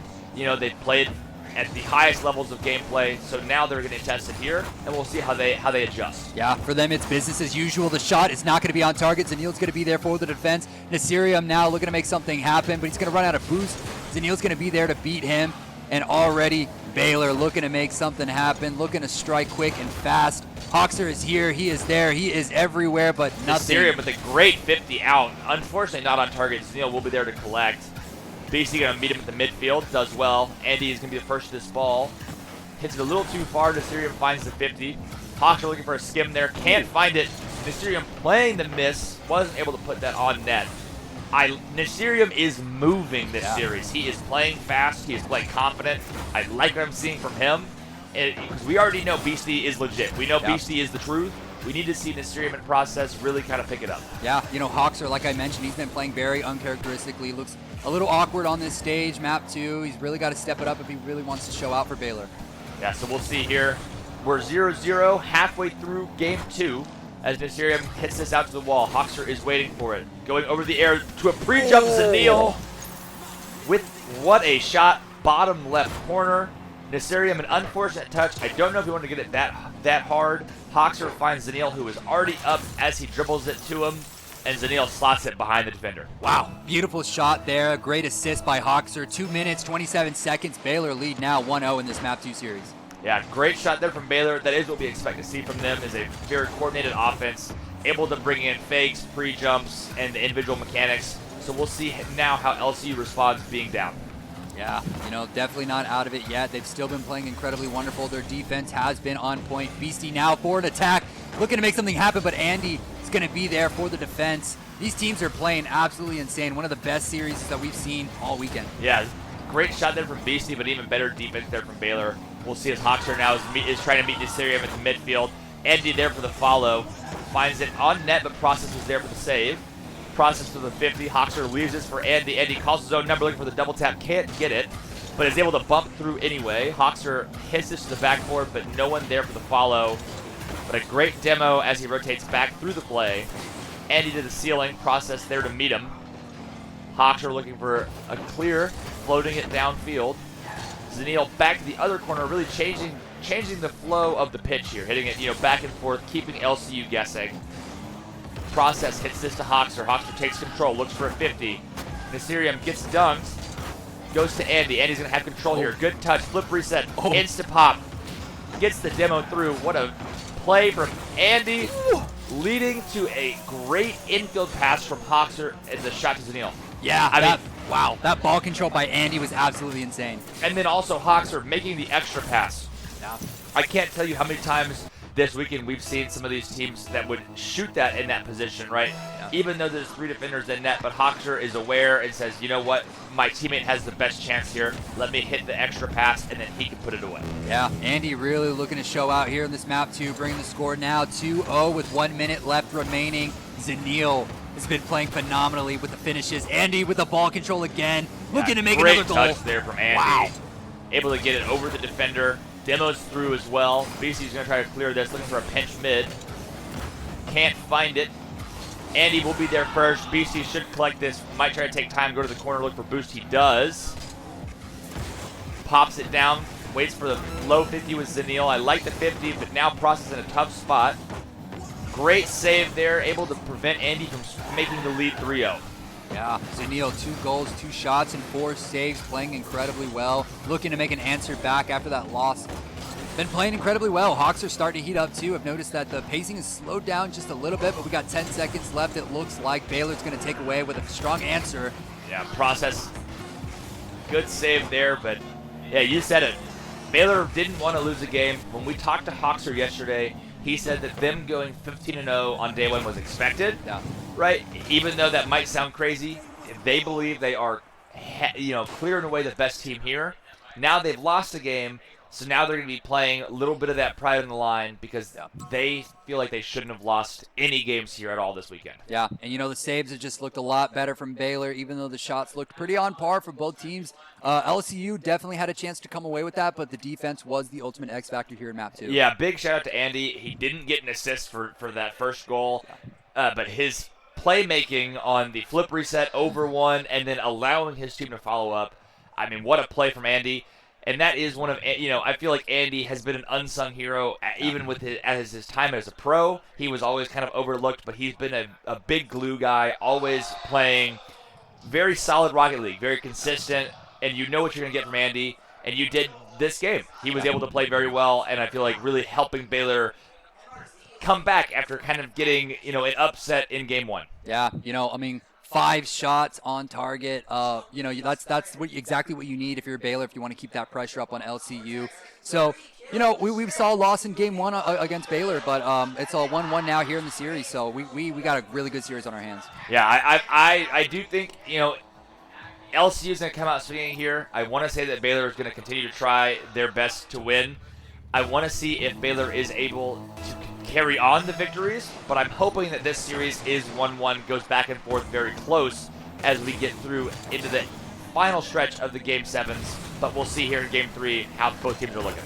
Yeah, kickoff looking to start pretty fiery here. Oh, wow. Nasirium already striking within the first couple seconds of this match, but defense, again, just a little too strong. Yeah, and here we see a little bit of midfield game. Nasirium going to look for a 50s, Zanil waiting for him. 50s is back to Hoxer. Hoxer's going to look for a touch to Zanil. Zanil redirects back mid. BC has time, but no boost. Finds Process, who has boost. Process looking for a... I don't know if that was planned. We're gonna say calculated by LCU. Process with a good touch up. Actually lands on Nasirium. Definitely not intended. But Nasirium left for the bump anyway, and they're able to get that first goal. Yeah, LCU are right back in this first 30 seconds. They are now leading 0-1. Yeah, good stuff from LCU. I like the bounce back. They needed that after losing 2-0 to prove that Baylor's defense is not perfect, because it's not. We've seen them get scored on several times. Yeah. So I like this bounce back already from LCU. Yeah, confidence is everything when you're playing in these long weekend tournaments. That 11-1 defeat in the last match against UT Dallas definitely has to be carrying into this next match. Yeah, Andy with a good touch mid. Zanil tries to follow with a shot. Can't get it to go. Hoxer pitches this up to himself. Looks for a pass mid. No one is there from Baylor. Nasirium hits this towards net just to test Zanil, make sure he's awake. Andy tries to get the touch. BC is there for the dunk. Whoa. Andy in a 1v1 with Nasirium, not able to get this touch low enough. It was a little bit awkward coming straight behind him. Hard ball to handle. Nasirium Process double commit for a pinch out. BC already up for the 50. Great 50, but Andy will be there to collect. Yeah. The patience on the goal line also very impressive, right? These players are so quick at knowing what is threatening and what is not, what is going to be a good shot, what's going to be a weak shot. And a great bounce shot from Hoxer trying to go underneath the defender. Doesn't get it to go. Zanil puts this on net. What a shot from the sharpshooter himself. Talked about it yesterday. Incredible display of his shooting ability.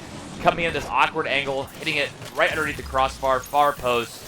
Very difficult to deal with. Yeah, 2 shots. He was just a little too high up on that first one, but he's there for the follow-up. Beautiful play by Zanil, bringing the score now 1-1. We got 3 minutes, 7 seconds left on this game clock.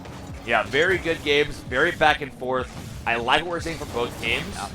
Yeah. We saw LCU get a lot of demos, a lot of bumps in their series against UTD. We've seen less of that. So I do want to see BC start trying to implement, that physical play, that enforcer play style that we saw against UTD. Because it seems like when the Nasirium and Process have that space, they are able to cook, right? It seems like Baylor is able to create space. LCU needs a little bit of that space created for them. So I want to see that from BC as we get into the second half of Game 3. Yeah. Right now, the pacing is starting to look a little bit more patient from both teams, trying to play a little bit more methodically. They know that this next score is a very important one for Map 3. Yeah, Zanil with the pre-jump, unable to score it. We've seen that already 3 times now with Zanil pre-jumping the far post touch. We can see that Baylor really likes to probably play in this V formation where they have first and second man on opposite sides of the field with a deep third man. So if you're LCU, we need to recognize that if you don't see their second man, he's probably behind you. And so we need to start playing for that pass going that way side of the field. But so far, they're doing okay. They're staying alive. Yeah, defense has been looking strong for both teams, just back and forth right now for the past 2 minutes, but Hawks are looking to make something happen. Zenil's probably going to be here for it, but Process, great ball handling to bring that ball to the other side. Yeah, here we have Andy going to take a little bit of time to control this. Backflips, goes low with underneath one, but Process is there with the touch. Goes to the backboard, nobody there for Baylor. Going to keep this ball in the Baylor corner, pinched out mid. Hawks with the backflip, this might be in the net, it is! Wow. An incredible miss from Hoxer. Not one you'll see very often, ladies and gentlemen. Wow. Yeah, backflip. Just an unfortunate misinput from Hoxer. And that results in a 1-goal lead for LCU. Yeah. Wow. LCU have got to be feeling wonderful this championship Sunday. Looking to move on to grand finals. Wow. Beautiful stuff by LCU. Yeah, great. Unfortunate goal there from Hoxer. We'll see how he's able to bounce back. They've already lost game 1. We don't want to make them start losing more games, right? They want to limit the damage as they feel they are the best team here. So we'll see if they're able to bounce back from that mental mistake. As Andy with a great pass around one. Beastie, no boost in net. Zenil gets that boost still there. Andy beats Process. Nothing that can be done there to stop Baylor offense. Yeah, ice in the veins just when you start to get a little bit comfortable. Zenil's going to be there, the equalizer, bringing this game now 2-2. Yeah, so we see here, kickoff goes the way of LCU. Nasirian with the ball, going to go for the ceiling double. Doesn't get the pinch that he wants. Process is going to take control here. Look for a air dribble to the sidewall. Gets met by Hoxer. BC will take for another 50. Andy wins that 50. Nasirian's going to have this ball. Goes low. Andy's going to meet him there. Process should beat Hoxer. He does. Looks for the double tap. Gets it. But now Andy is in a great spot. Nasirian, wonderful save as BC was being chased up the backboard. We can see LC's boost totals very low so far in the second half of this game. Yeah, these teams right now are starting to play a lot more aggressive. These scores are going to be the most important. We're still tied up in this series. 30 seconds remain. Trying to make something happen. Zenil is probably the scariest player on this team for Baylor right now. He's been making the most happen. Hoxer trying to get something going, but Andy not going to be there in time for the collect. Yeah, we see a demo here come out. There's an open net. I don't know if we can put it on. Yeah, yes. Andy is there to follow it up. And again, Baylor just has the more physical play style right now. We're not seeing it from LCU. We're seeing the demos and the bumps from Baylor, which allows us net to be open. And Andy right there to put it away. Yeah, great positioning by Andy to bring this score now 3-2. We got about 10 seconds left in this matchup. If LCU cannot find a quick answer, Baylor are going to run away with this map 3. Yeah, it seems like in the final seconds, LCU's going to have the last chance. Nasirian looking for air dribble. Going to go for the bump here. Finds it. Beastie's up with the shot.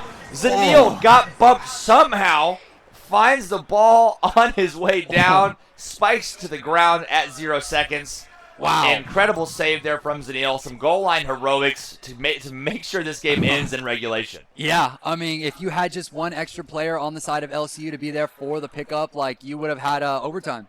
Yeah, I mean, just an incredible save there from Zenil. Again, highlighting Zenil's performance. Great shooting from him. A great save there at the end. He really did light a fire underneath this Baylor team and has been really, really solid after the Game 1 loss. Yeah, you could tell the way Baylor been playing, they took that loss personally. Yeah, so we need to see more from Beastie. We're seeing quieter games 2 and 3 from him. Maybe Baylor also recognized, okay, well, we need to start shutting him down. Process, a great game from him. Nasirian, a little quiet, right? A little quiet. So we need Beastie and Nasirian, who are supposed to be these two phenomenal players. They need to pick it up if they're hoping to beat this Baylor squad. Yeah, and as we interviewed Process, he seemed very calm, cool, collected. Didn't seem like anything was really bothering him. Business as usual. So we're just really hoping he continues to hold on to that in this next match. Yeah, and something to note is that this is the shortest break these players have had, right? It was only like 10 minutes, I believe, or so. So they're still warm, still feeling it from the last series. So we're hoping that, they're continuing to feel the game, and we're going to see a higher and higher level as we get into this series. Yeah, absolutely. As we get started in this next matchup, LCU really need to make an answer here if they want to keep a really good contention between Baylor. Yeah, so as we see here, underway, 10 seconds going right now. Baylor's going to keep this ball in midfield, and Nasirian's going to hit this back to Hoxer. Hoxer looking for the Zen touch, can't find it perfectly. BC's going to hit this to the corner. Zenil has boost to collect. over Process. Gonna get bumped for his troubles. Does get bumped off the ball. Hoxer is there to follow. Hoxer looking for a ground pinch. Can't find it. Beastie and Nasirium there to meet it. Andy there first. Try to fight us in the corner. Hits it around one. Nasirium gets bumped and Zanil gets the boost. Hoxer and Zanil both just on the backboard. I don't know where an LCU defender was. I didn't know what perspective we were on there for a second. Nasirium looking for a flick back towards net. Zanil reads it. Doesn't get the follow-up touch though. Process in the corner. Good 50. Andy with the clear. LCU should have a little bit of time. Nasirium going to try to find Process. Instead finds Zanil. Leaves it. Tried for his teammate, but instead left it for Andy. Zanil, great shot. Little high. Process saving it back towards Andy. Hoxer with this shot on. Going to be tough. Low shot. You can see the writing on the wall. Very good shot there from Hoxer. A little double commit there from Nasirium and Process. Probably should have left that for Nasirium, as Nasirium had more boost. But unfortunate miscommunication does happen in these 10 series, and Baylor comes away with 1 goal. Yeah, you know, first score for Hoxer. If I'm LCU, I'm starting to feel a little bit more scared as Baylor start to come more and more alive as they walked away with map 2, and here they are, map 3. Zanil pre-jump off the ceiling pinch, hits it off the crossbar. Again, there's another one of Zanil's pre-jumps. He is there and reading the play really fast. It's very difficult when someone is able to predict the play the way that he has so far this series. Yeah, you know, these teams are starting to look a little bit more staggered, but Baylor 1-0, starting to feel a little bit more comfortable into this play style. Yeah, as we see here, Beach is going to clear this out, and he's going to take a little bit of time. Controlling touch to himself around 2. Going to look for a musty, decides against it. Zanil going to the ceiling, has the reset, uses it over 1. Bumps Nasirium off the follow touch. Andy going to look for a bump here. Hoxer going to try to get the shot. Process was there first. Zanil to himself. Hitting this ball out mid. No one there to follow for Baylor. Yeah. Right now, these teams just playing a little bit more patiently, trying to find a little bit of a better opening. But Baylor looking really, really good right now, you know, leading 1-0 in this game 3. Yeah, this has been, you know, very solid Rocket League. Looks like both players on LCU, I jinxed it again, said that it was solid Rocket League, and we see a drastic miscommunication from LCU. Both Beastie and Nasirium wait for the boost, didn't want to play ball, and Hoxer says thank you very much, gets another goal. Yeah, Process just unable to get there in time for the defense, but Baylor now 2-0. Hoxer with 2 goals in this game 3, starting to look more and more fiery as we go into this next play. Open net here maybe for Beastie. Wow. Not a great shot, but it goes off the crossbar good enough. Honestly, better that he missed it and didn't get a great shot, because Zanil would have saved this had it been going in. Nasirium there for the follow, and a great bounce back from LCU after the miscommunication that caused that other goal. Yeah, if you're LCU, that's exactly what you needed to get right back into this game. 2.5 minutes now left on this clock, 2-1 Baylor lead. Yeah, so we see here, as Baylor gets possession of the kickoff, LCU is there to meet it. Hoxer has to make this read. He does. Process going to take a little bit of time to control this ball. Tries to find a teammate mid, but no one is there. Nasirium looking for a 50 with Hoxer. Gets dumped. Process is there, though, able to pinch that to safety. Andy hits this back to the back wall, but BC is there to clear it. Teammate spawning that side. Zanil with a shot on, quick shot on, just testing the defense, seeing how everything is looking. Andy with a touch upfield. Process should be there to control it. Doesn't have a great touch, but Nasirium is there, lets this ball bounce. Andy passes it to Zanil. Zanil fake for Hoxer. Hoxer, gonna say tactical fake there for, you know, invisible 4th man. Andy takes his ball out, has the musty, rips it. Oh, wow. Looks at Process. Process able to save that ball past Andy. Hoxer, another quick shot on. A lot of pressure on the side of Baylor. Yeah, they've been making shot after shot, but LCU has been there for the defense. Really, really strong look for them. Yeah, we see here Process is going to look for another 50. A good 50 to Nasirium's bumping Zanil, but not much boost. If he had a little bit more boost, he probably could have scored that with a good bump, but we'll see here now as Hoxer's going to try to take control. Hits it at Andy. Andy with a great bump on Beastie. Nasirium calls Process off. See what he can do with the ball. Not much. Gives it to Andy. Process tries to find the follow-up. Yeah, 1 minute left now. LCU only have 1 minute to bring this into a potential overtime. Keep them alive in this match. Yeah, we'll see here. Beastie's going to look for a flip reset. Going to take this low. Try to hit around. Andy does well, but Zanil should be there to read it. Has a good first touch. Follow-up flip reset. double flip reset even. Wow. Hits this back to Process, gets a great 50 over Process. Beastie is there for the corner read. A dual 2v1. Process playing in front of the ball and the opponent. Process is going to try to take this ball now. Look mid. Going to have the Musty as well. Not as much power. Nasirium awkward now, but Beastie should be there. A great dunk from Zanil.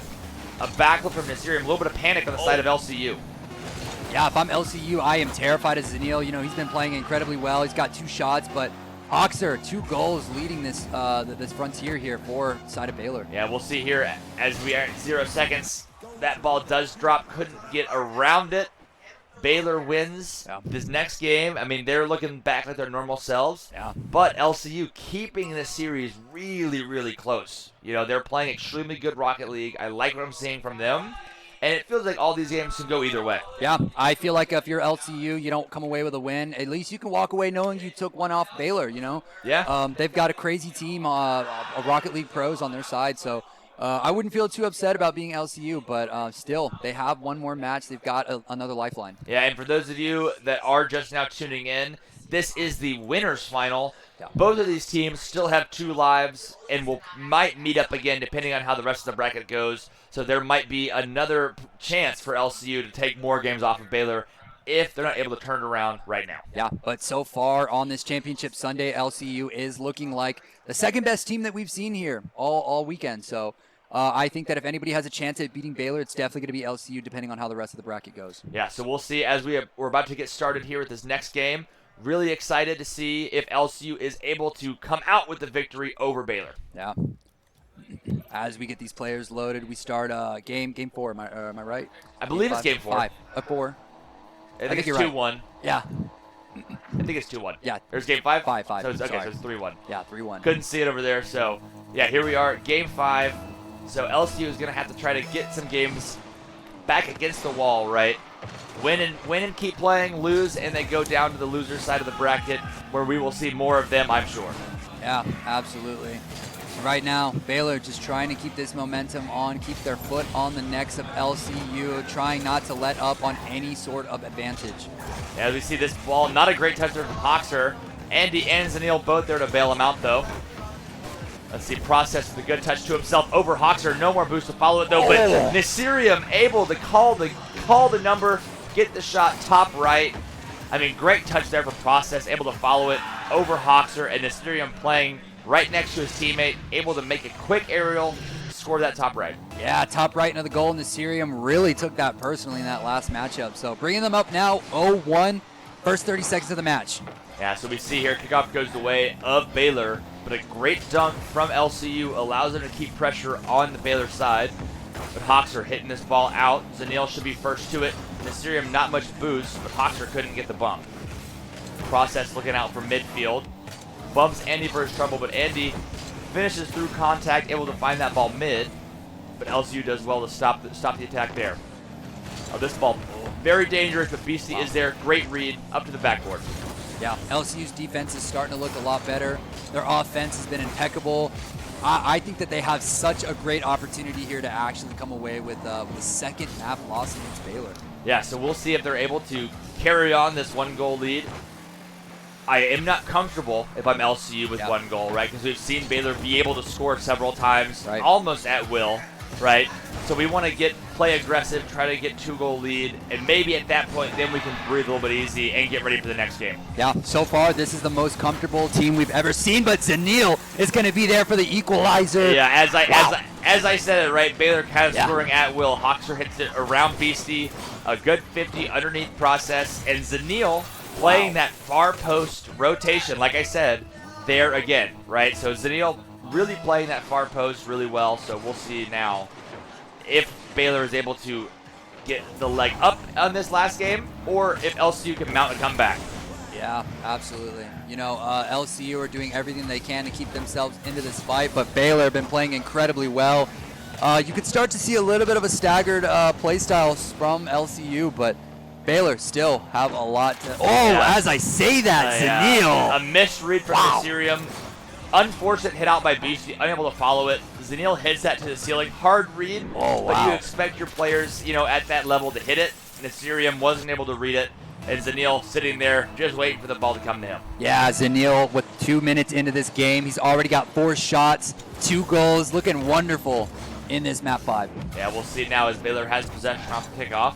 Hofstra looking for the flip reset, ends up leaving it on the backboard. Mysterium is going to take a little bit of time. Met by Andy, great 50 by Andy. Has another touch on the ball, looking to bump Process. Process does well to get around it. Now Process and Mysterium are in a 2v1. They kind of miscommunicate, bump each other. Baylor's going to get away with this one. Yeah, I don't know. LCU are starting to look like they're falling apart piece by piece. They got a lot of work to do, but Hoxer, the back shot into the net. That was insane. Yeah, great redirect from Hoxer. Way to kind of have that field awareness to know where he was and correlation to the goal behind him. An unfortunate team play there from LCU. It seems like they got a little eager to try to neutralize the lead. They sent one too many, I think, a little too close, and a bad 50 allows Hoxer to have that shot. Yeah, 3-1 now, Baylor lead. They're looking to really secure this. The shot is not going to be in. BC's going to be there for the defense, but Andy right now trying to make this second play go in. Zanil is going to be there for the assist. 3 goals now, bringing this score 4-1. You can see that BC missed the corner boost, and then in high-level Rocket League and professional Rocket League, if you see a player reversing, they're doing something wrong. Yeah. You see BC reverse onto that boost. It blocked up Nasirian, made him awkward, and then Baylor capitalized with a quick goal. Yeah, right now we got 2 minutes, 15 seconds left. It's looking pretty scary for LCU. They've got a whole lot of work to do, but Baylor right now looking unstoppable. Yeah, looking very good here as Zanil's going to look for a bump. Finds almost a second one there. Andy's going to try to play lead blocker for him. Hawks are going to be in reverse, like I just said. One of the few situations that you're going to see someone in reverse. Zanil not going to leave this ball for Hoxer. Didn't want to try to commit for it. Andy's going to be up looking for a corner read. Has the read. Hoxer not able to put the ball in the net, but Zanil looking for a flip reset. Finds one over the defense, but off the crossbar and out. I mean, this is overwhelming pressure on the side of Baylor. Yeah, LCU are really starting to feel it, and you can kind of tell by their play style. Zanil now trying to make something happen, but the Syrians, they're going to be there for the defense up top crossbar. Yeah, so we'll see here. Zanil able to beat LCU, hit a ball high off the backboard. Hawks are going to look to find Andy with the infield pass. Andy says, here, back to you.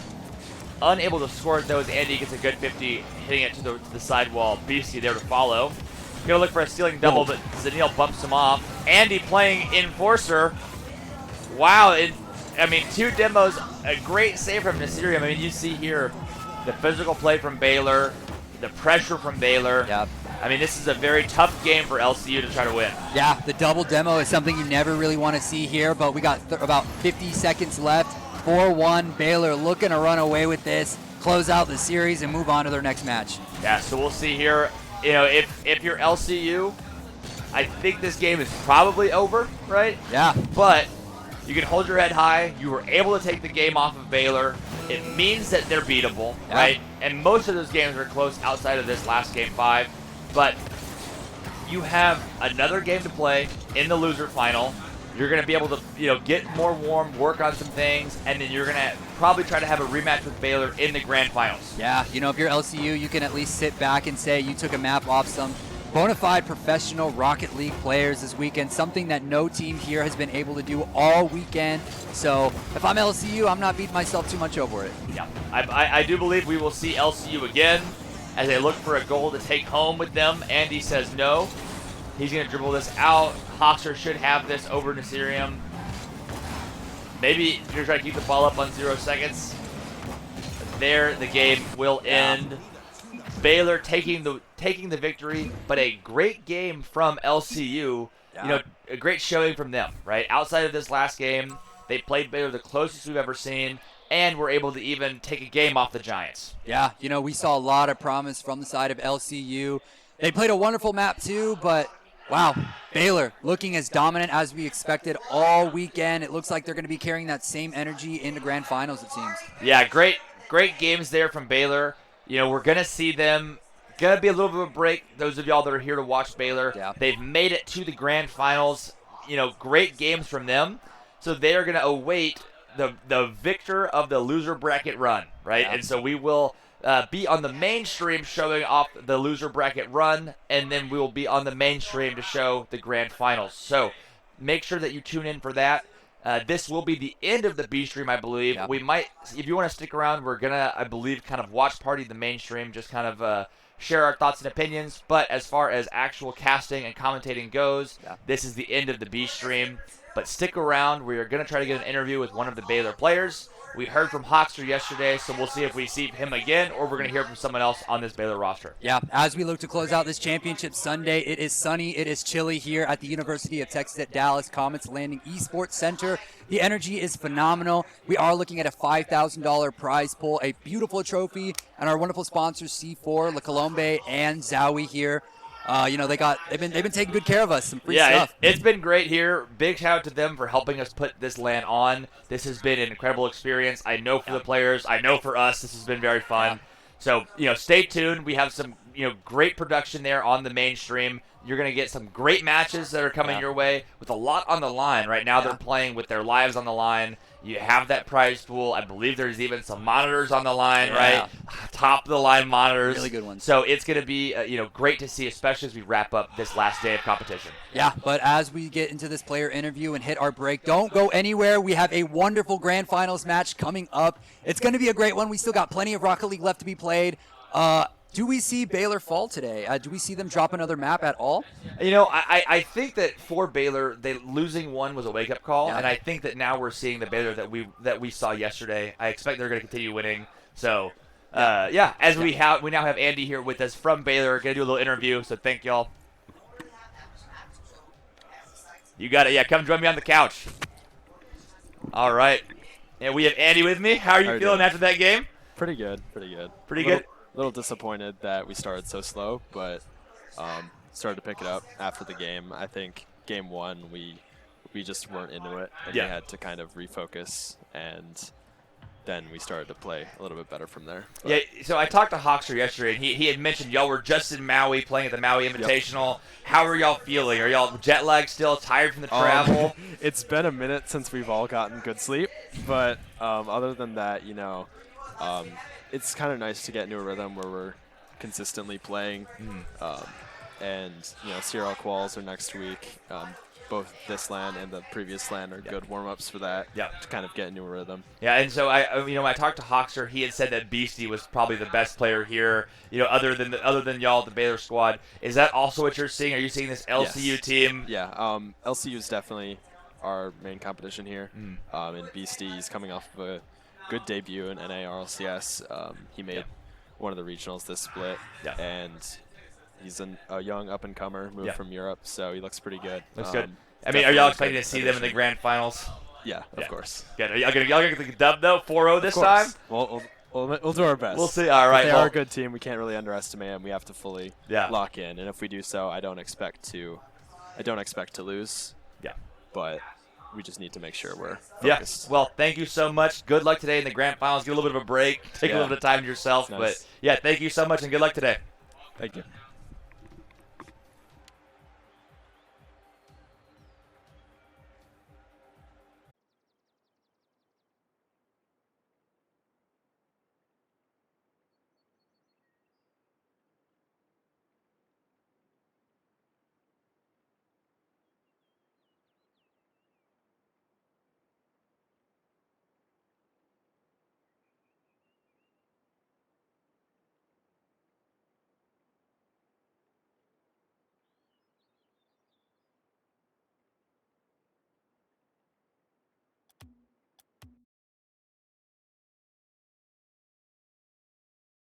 Not careful. He's actually going to misread that one, and a quick counter might be on.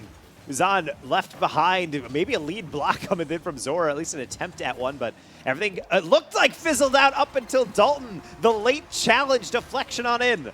Daddy does somehow get a slot here. Dalton takes a shot to the top right.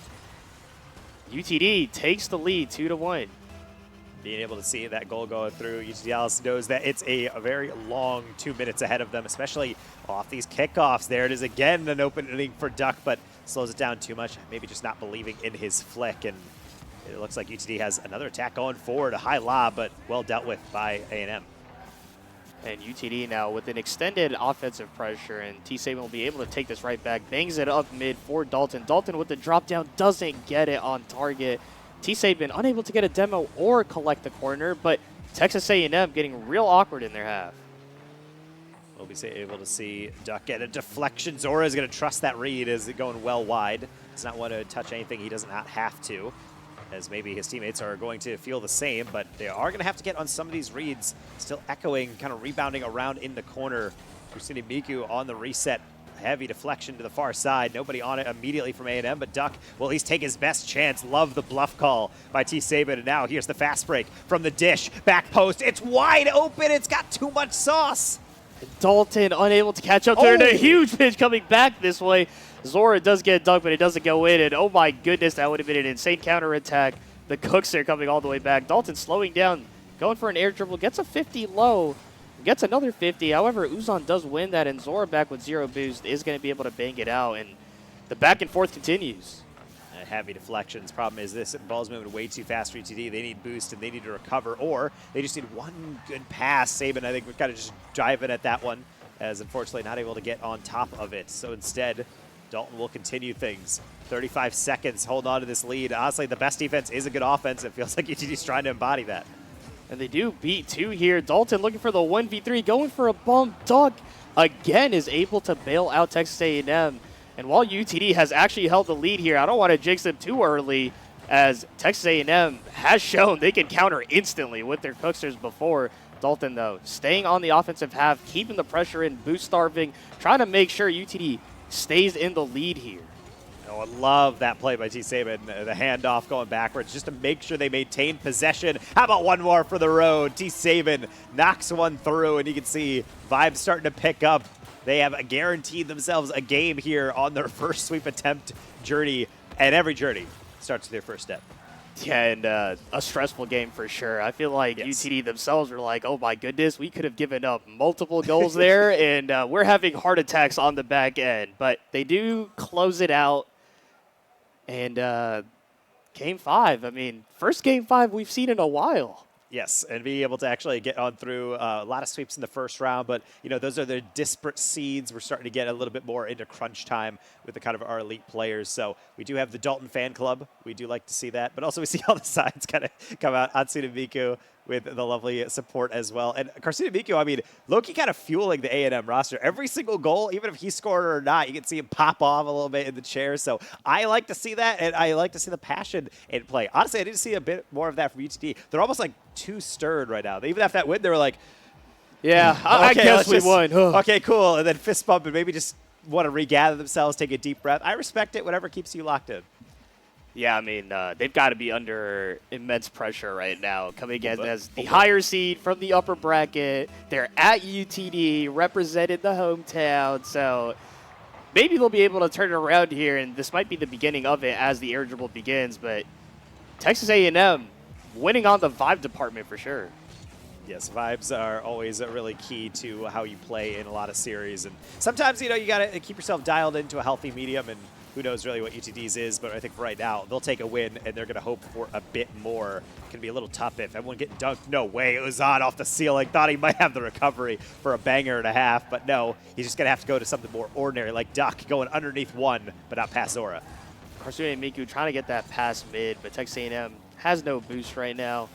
Trying to do whatever they can to break out. Karsuna Miku, though, another pass mid is cut off by Zora, and the UTD defense is looking a bit more stout here, but another pinch across, and Texas A&M keeps getting these awkward touches, I feel, that UTD doesn't have a answer for, or at least they're not able to immediately do anything with. Well, A&M are just playing like a bunch of psychos. They're flying around the field all the way, and because of that, they are getting rewarded. However, counterattacks are always there. Nice little 1-2 into Dalton, an excellent finish. And a huge pass there by T-Saban and a redirect to the bottom right. Uzan guarding everything except behind him, and it does get slotted behind him. The one place he was hoping Dalton didn't shoot it. Beautiful to see all those players be able to come together like that. That's what this game is, a team sport for a reason. And honestly, when you see UT Dallas get those goals, it's great. But it's never really been about that offense. It's about the defense. And as he said, A&M playing so fast, getting on top of a lot of these reads. It's about UTD making sure they're not throwing the ball away, getting these reads off. And right now, it's the 50 game, especially from Dalton, locked in. Karsune Miku off the ceiling, fakes under, gets a flip, but Zora has a breakout here. Not enough juice on that to kind of get it in, unfortunately, but those were what Texas A&M was punishing UTD with earlier, so to see UTD not be able to punish Texas A&M right back, that's kind of what the difference maker has been in this series. Ooh, Zora, I love that play, and it'd be a little bit of a slow flick. I don't know if he meant to miss that one, but at the end of the day, it did go through. It faked out that near post defender, and teammates do the rest. And Dalton showing the experience, slowing it down again and kind of getting the 50. Uzan kind of flailing at the ball, last backwards. He doesn't really know what to do. And UTD, for the first time, apart from 0 seconds last game, has a 2-goal lead. It's something, yeah, we really just do not see at all. I'm not even going to count last game, but if you want to, yeah, that's 2 straight games. So clearly something's starting to click from UTD in a reverse sweep attempt. I mean, this is exactly the form you want to see. You're not eking out wins. You're just being steady and building pressure, not overcommitting, and making sure that you're making life difficult for your opponents. Granted, they're doing just the same. Nice little tap down. Duck might be able to get on top of this one, but a bit too far behind the play. He does get back just in time. In pinches it past Zora, who gets a touch off the bounce to T-Saban. Oh my goodness, that would have been an insane play. However, a breakout again for Texas A&M. Karsune Miku taking it slow. Does use his jump early and unable to actually do anything with it. Duck, though, trying to take it back, and Dalton now starting the offense. So we're trying to tap that one forward. Dalton with an extension. Third from T-Saban, just going to lob that one high, more or less just to kind of reset the rotation, or rather just be able to elongate this offense. Oh my goodness, that is cyberbullying coming from UTD, and yet still can't wrap around the panic with minimal boost combined with a defensive recovery. I mean, somehow this is still a 2-goal game. And Dalton is indeed going headhunting. He stayed on that side for a good 10, 15 seconds with 0 boost, just saying, hey, you're not allowed to play the game, and you're not allowed to play the game either. However, they still didn't score off of that. So UTD now still looking for a 3rd goal to secure the lead even more. Texas A&M, though, trying their best to break out. Karsune Miku pre-jumping that off the ceiling. However, nobody able to follow up on that. T-Saban gets the clears to the corner. A&M had elongated offense in previous games. Right now, though, they are struggling to get forward, and it's just continued pressure, especially on the counterattack. Another one, a combination play from T-Saban to Dalton. And the KC special, they have basically been stealing their playbook, I guess, because we've seen that recently a lot from the high-level teams where they jump up and they go for a bump after their first touch, and UTD able to score off of that. And off a kickoff, looking for another shot, but quickly cut off by Doug. And yet, ball's still going to go in a heavily dangerous position. Karsune Miku getting interfered with, and yet still gets that clear away. A&M has to be a little bit confused here as what happened throughout this game, because they're slowly losing that pressure, losing the recipes on some of their build-up. That pass inside, still not going to be able to beat out all the defense. Crossbar coming to the rescue, but even still, getting 1 goal is one thing. Getting 3 in the next 60 seconds, it has to feel like such an uphill battle. And Dalton gets a 50 out here, and a potential goal after the demo. Zora with the backflip doesn't really get enough contact on that ball to score, but it really should have been 4-0. Maybe they're taking a little bit of mercy here. And let's cope a little bit, right? Okay, they almost missed the ball there, and I got scared. Yeah, I mean, sometimes you're playing so fast that you're waiting for a read. I think honestly what happened on that last Zora shot is he thought it was going to be deflected, and then it wasn't. He's like, oh, wait. And then in the last second adjustment, maybe it was a bit of an over-adjustment. Either way, though, I don't think they're going to care too much. 3 goals to the good. Another game under their belt so long as they just close this one out. I think for A&M, you've kind of accepted you've lost this game, but getting even just 1 would be huge, just to be able to keep yourselves tapped in and knowing that you're not getting completely shut down. Granted, defense is not super clean. Karsune Miku, unfortunately, almost falls off the half pipe. Yeah, and if you're Texas A&M, you're kind of wondering what exactly happened. You know, how in the world did we go from absolutely dominating, maybe not winning every game 11-1, for example, but from dominating and having a 3-0 series lead to now losing 2 in a row and only scoring 1 goal in the last 2 games? Yeah, this is typically where things start to get a little bit nervy, because you understand when you lose 1 game, when you're up by 3, you're saying, okay, a reverse sweep, here you go. But then anyway, the second game, and you're like, uh-oh. Like in the back of your mind, you're thinking like, doubt's creeping in. Doubt is creeping in. That is the thing you have to push out of your mind. And I'm being so serious. I've seen so many teams in the CRL collapse under that pressure where you can tell the next game they're really not tapped in, and it can be really nerve-wracking. So I think if you're an A&M supporter, you need to make sure they get themselves calmed down, understand that this was just a game of really nice passing, kind of like this one on the replay. Yeah, and the goal we saw right before that, it was kind of the same thing where you had the pass out from T. Saban, Dalton slotting to the redirect back right. So honestly, A&M, they were cutting out all these passes earlier, Yes. and now it's, UTD has been able to get a little creative with them, and when they're getting those passes out and they're able to convert, while A&M, they're not getting the breakaways that they were before. UTD isn't making the same mistakes. And part of it is also, I mean, you had called it out. I think, obviously you know these players so well, but you were like, Dalton's going to start getting bullied. He's going to start slap people around, go for demos. And there were times where, he would get a bump, steal some boost, and then just immediately turn back around and say, I'm going to sweep right back through like he's playing Heat Seeker. So with all that said, maybe it's the physical adjustment that Texas A&M getting a little squirrely in the back half. Either way, offenses look pretty good, but it's the first time that we've really started to see cracks start to form in the backfield. And if not remedied, this could be a weirdly one-sided series down the stretch. Case in point, nobody back. T. Saban gets another UT Dallas goal. It's such an unfortunate touch for Azan. Oh my goodness. The Overthinking it. controller backflip just happened. It happens to the best of us. The stick drift kicked in there. He couldn't do much about that. So that goal doesn't really count. But UTD, regardless, does take over a 1-0 lead here. And Texas A&M, they've got to be nervous now for sure if they weren't before. I mean, something to steady the ship. That's a nice 50 by Karsuna Migu. Problem is there's no boost. He's moving upfield for a pass, but ultimately can't really help out the offense. And I think that's another tilter of a goal. That one could get him back into good spirits. Unfortunately, excellent save. Another one tapped on through, and yet just getting it on target is half the battle. And UTD able to defend their backboard just well enough to make sure that nothing crazy comes through, and they're able to get up for the challenges. Duck, though, he was the premier shooter. He was the person kind of scoring all these goals, but we haven't really seen him do much in these last few games. And Dalton looking for an air dribble to the top left corner. T. Saban gets a double back mid, and Duck, though, does come back and get the save off the side of the wall. And a breakout for Azan, but he's unable to get that one on target. It was pretty awkward, but Texas A&M actually breaking out here in a fake to a double. Doesn't fall. Excellent save as well on the recovery from UTD. That's a really difficult play where the ball's over your back shoulder. Ball cam's going crazy as it whips back and forth on your recovery. You just kind of have to jump and pray, and looks like prayers were answered on that one. Still a one-goal game. A&M knows that they can't get frustrated. They also can't give up away too many things too dangerous. Everyone was creeped up. If not for that midair bump, could have really spelled disaster on that counterattack, and maybe they can cause some chaos of their own. Zora, excellent aerial, still gets dunked though. T. Saban somehow still calculates it.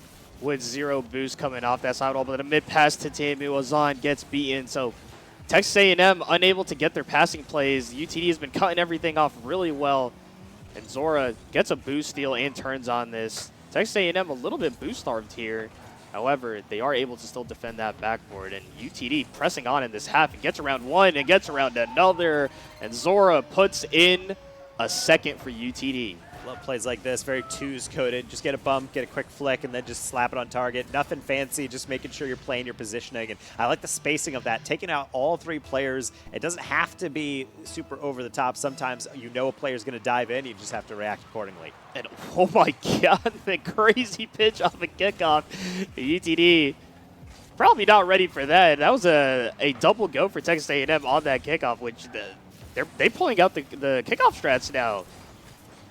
Being able to wrap up the kickoff strats is always fun. I mean, we've gone from the evolution of Rocket League where it's like, we don't focus on kickoffs. Now, like, coordinated plays and also a lot of 50s as well. That one is barely missing the back post. Looks like Duck might have a read, or rather, will leave it. Back post, Azan has not able to make a lot of contact as the deeper third. And there's another one, I think, trying to play too much off the UT Dallas touch rather than just focusing on that read itself. And a lot of respect given to UTD, and when UTD doesn't make that touch, Texas A&M believing in UTD and believing in the players being able to make those touches are not able to follow up when UTD doesn't. So maybe it's a story of just don't respect the players and just send that ball. Well, sometimes you have to understand that whether or not they touch it, that ball needs to get touched. So if you have it near you, just play for the ball, go for there, and then everyone else adjusts in time. Duck, flip reset, excellent touch, and however, Zora has having none of that. Nice little touch away for the clear, and now with a backboard attempt on the counterattack, A&M trying to get forward, another heavy deflection as that one actually is only up for Uzad, trying to get the power and yet still can't find their way through into the ceiling. Karsune also going to be rejected. UTD's defense head and shoulders above where it was earlier in the series. Texas A&M, while they're still in this half, none of these have been necessarily threatening opportunities. Ozan, though, if he can get a bump here, a miss comes out of Zora, potentially a fake, as he knew he could get bumped there, but Tamu not able to actually do anything here. Another shot comes on, and it's just high. And Texas A&M got to be kicking themselves right now going, oh, man, how did we not score on that push?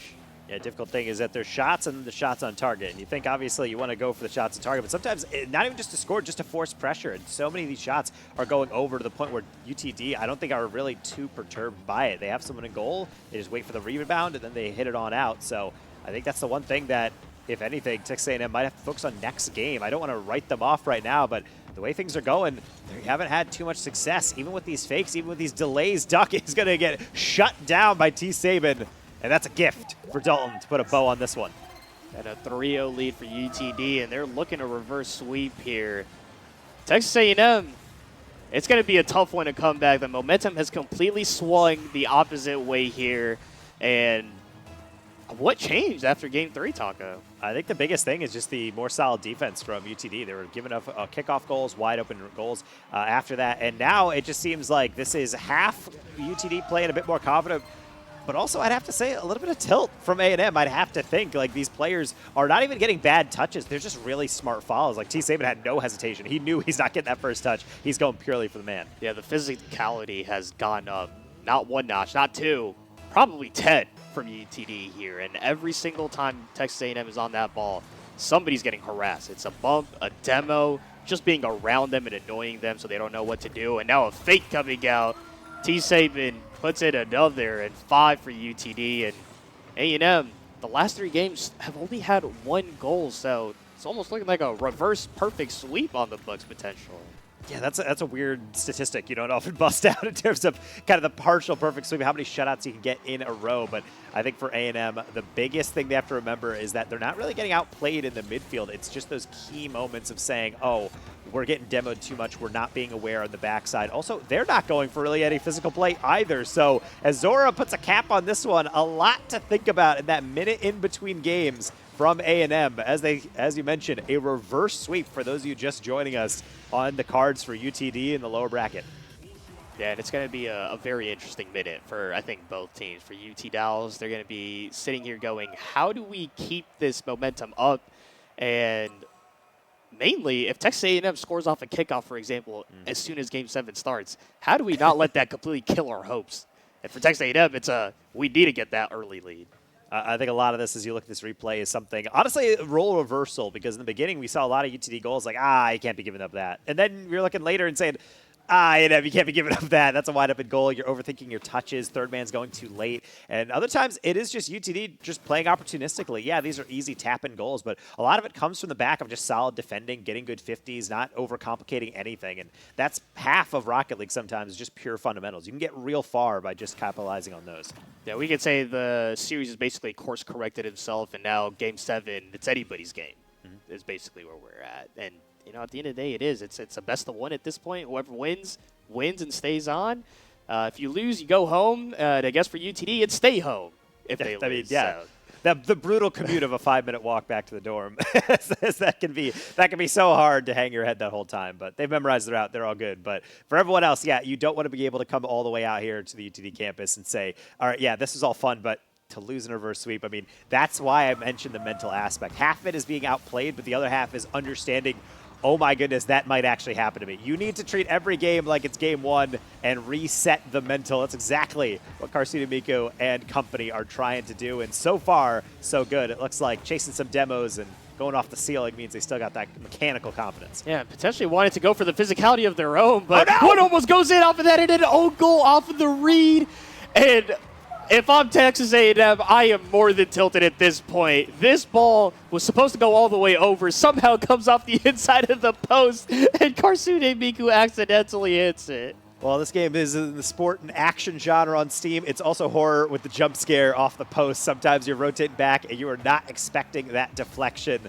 And what an awful way to start Game 7 where you're trying to fend off a surging UTD. An awkward goal to go in, but hey, you get one right back, so I guess it's not all that bad. Duck making sure he takes that opportunity. And Texas A&M finally responding. They get a goal back, and again, we might be back to the series game 1 to 3 where the lead changes were happening every 5 seconds. And again, both teams have scored basically in the first 30 seconds and a kickoff off the post, and it doesn't bounce down, which is what Texas A&M was reading.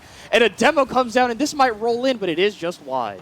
Yeah, you can see like both these teams kind of living on a prayer on some of this. Sometimes you see these games get really close and everyone plays a bit more conservative. It feels like they're getting more kind of ambitious on some of these rotations, these demos, these longer hits. Zora was making sure that they're not giving away any open net on that one. He'll gladly send that one back to the midfield as Duck will try to catch it, but actually the overtouch leads to Dalton stealing it away, and if not for that last defender, it could have been a double.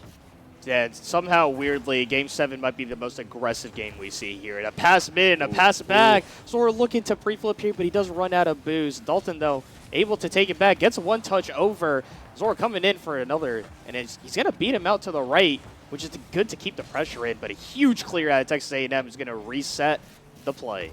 Crazy read by Karsune, and that will, yes, reset the play. Everybody's back in the rotations and trying to play for those deflections. Zora going to beat out that one player, double tap well wide, but that's fine. That's why Dalton's on the back end. Kind of a giveaway over to Karsune. Uzan's trying to keep it going with a read, but ultimately lack of boost on the transition. Honestly, playing a little bit too fast if you're A&M. Got to get your boost and wait for everyone to catch up with you before you kind of engage in any of those passing plays. Yeah, huge clear back, and T-Saban's run out of boost, gone off the backboard, and now free in the air for Azan, but he's unable to get the touch. Karsune Miku, though, gets it mid, tries to go for the dunk, a pass back from Doug, but a little bit ambitious. Texas A&M, however, not looking too bad here with the offense.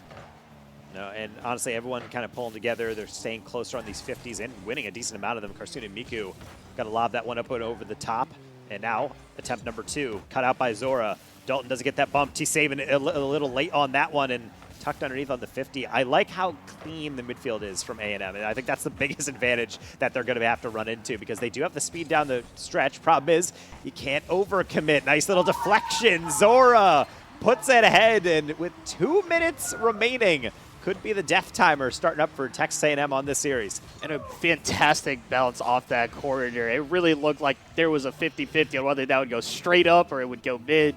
Zora believed in it, and it came right to him, and he's able to slide it just past the Texas A&M defender. However, Karsune Miku does get a bump here, and Texas A&M looking to potentially get something started here. However, UTD is just too quick. Dalton looking for a double, gets it past one, and Zora slots it into the bottom right, and a 2-goal lead for UT Dallas. It's not looking too good. However, it's looking great for the UTD offense. Dalton does really well to be able to get this double tap. It's not guaranteed to go in. In fact, it's probably not going to because it's on the near post. It's a little too narrow. There is a defender in the way, but it just has to go in the middle dangerously, get a deflection, and the follow-up can do the rest. Zora slots one, and now A&M can't hang their heads. They know they have to get the comeback. 4 straight losses is brutal, but they still have so much time on the clock to work with. And Dalton making sure to keep staying on this offensive side. Again, they closed out the last game by just keeping the pressure on Texas A&M, boost-starving them, and a double tap look for Dalton. It comes off the post, and T-Saban also went, but Dalton comes right back and gets another bump, and the offense stays on. A great save by Duck there off the post, and another one by Karsune Miku. Oh my goodness, there's just no boost in the tank for the defense. You notice all these saves come through, they're glancing around for pads, but that's really all there is. So now just trying to grab those pads is the rest of A&M. Only Karsune Miku with any boost, and that means that are easy pickings for another demo. T-Saban, goal number 4. The physicality has just been absolutely brutal to watch from Texas A&M's, and they're unable to defend any of these bump attempts, and they're just getting killed, harassed, everything in between and around. And 3 goals now. Texas A&M hoping for a quick one. Well, I mean, this is the Fortnite company. It's not kills, it's elims. Oh, yeah, I apologize. Sorry. We got to keep it PG here. All right, let's not get out of hand. But things are getting out of hand on the scoreline. And UTD, they're perfectly fine with this one. A&M, I can't even call it a collapse because they're not making mistakes as much as UTD is just cleaning up all the things that were a little awry, tightening those nuts and bolts. And they're a well-oiled machine. Dalton, air dribble bump. My goodness. And can you even blame Azan? He's getting hard chased by T-Saban, dodges the first one to get bumped by the second, and UT Dallas, they're just abusing A&M. Yeah, now, I mean, just Magnum on the near post, all these different bumps and plays through the air. I mean, it's really a complete team performance. We've seen pre-jump passing plays into the assist. We've seen some clean defenses, being able to stagger those rotations. Everything come together, and honestly, well-deserved. I really cannot denigrate Texas A&M on this one because I think they've just frankly been a little outplayed, out-strategized by this UTD squad, and it might get even worse if things are to be believed based on these trends. However, they will get a little bit of a clear, honestly, a little bit of a light at the end of the tunnel. If maybe one goal can get on through, but Azan not able to wrangle that. Yeah, an unfortunate double commit there. However, Karsuna and Miku, I mean, you got to get at least one for the road. It hasn't been a bad showing at all from Texas A&M. I mean, going up 3-0 on a top 48 ranked team at the moment is honestly impressive in itself. If this was a best of 5, they were getting swept. But UT Dallas able to reset after the technical break. They do get themselves a reverse sweep here and put in another to kind of wrap it all up. 6-1 up, and it's been a very entertaining series, to say the least. Yes, have a sweep to start the day, but then we have a reverse sweep and a best of 7 to keep the bracket hopes alive. Hometown Heroes, honestly, the homeland heroes, as we have, yes, the host team coming through. 4 straight wins down the stretch. GG's, they will move on, and what a showing to see how far they can carry this momentum. Had an insane turnaround, and I mean, you know, no bias, of course, for me, but I was getting nervous, you know. Just don't look at my jersey. But honestly, a fantastic series out of both teams, and just the reversal in the middle just caught me so off guard for how the series was going to go. And I honestly really think the biggest X factor in this series was Dalton just demoing everybody. Yeah, but I have to say, as that replay shows, honestly, what an awful start to things with an own goal. I mean, they get it right back, but, man, everything down the stretch that could go wrong, it felt like any deflection really just did go wrong for A&M. So it can be difficult to kind of see how that all comes through. We hear some of the cheers coming through from the chat on that replay on the audio side. But, yeah, it was just the avalanche after that. I mean, UTD looks clean. This is not a team I would want to face off against in the lower bracket as things keep going. Yeah, and I mean, if a reverse sweep doesn't build momentum, I don't know what does. You basically got all 7 games. Your hands are extremely warm at this point.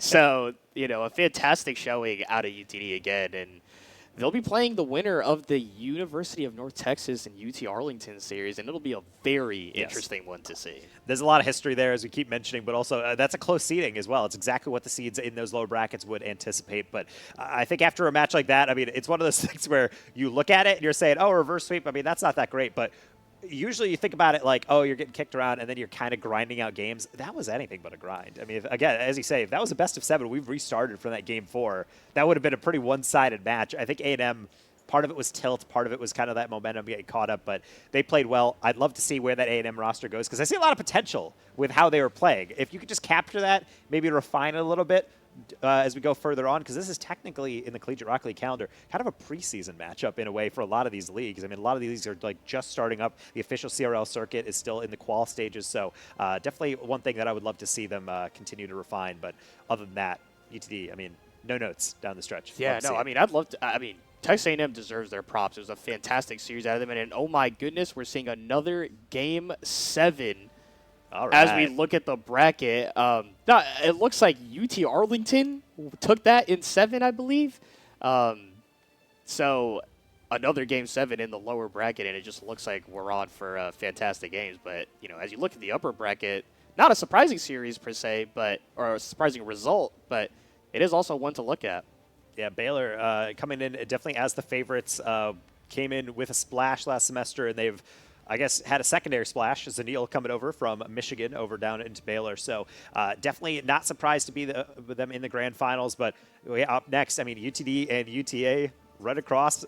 We love to see all this stuff. And honestly, in the TCI, all of these different players that come together and make events like this are great. But of course, I feel like UTD and UTA, when I think of Texas Collegiate Rocket League, those are the 2 teams I think about. So I'd love to see them this far in the bracket.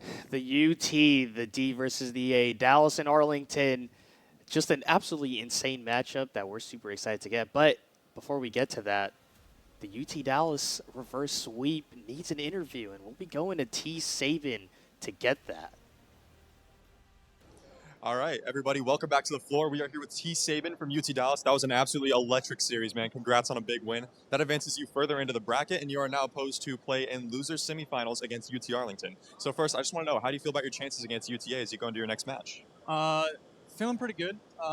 We beat them 3-1, so I think we're feeling confident. I think we have a lot of momentum, and we're ready to go. Yeah, and you guys kind of stumble out the gate. Obviously, a reverse sweep is, a once in a lifetime event, especially in a best of 7 series like this. After you guys go down 0-3, back to the wall, TCI championship bracket run on the line. What are those conversations like between you three to get back in the game and come back 4-0 in dominant fashion for the latter half of that series? Yeah, I think it's just telling ourselves that we know we're the better team and that we can do it, we can pull it off, and just taking it one game at a time and just playing well. And one last thing, how do you guys feel about keeping this bracket run alive? Here you're playing in your hometown right here at Comets Landing, keeping UTD's bracket run alive after an electric series. What does that make you guys feel like? It feels great. It feels to have the home crowd with us, and we're ready to play, man. All right, well, crowd's behind you guys for the rest of the day. Best of luck in the rest of the bracket, and hopefully you guys can take that TCI championship home. All right, we are going to cut to a short break, and we'll be back with Valorant very soon.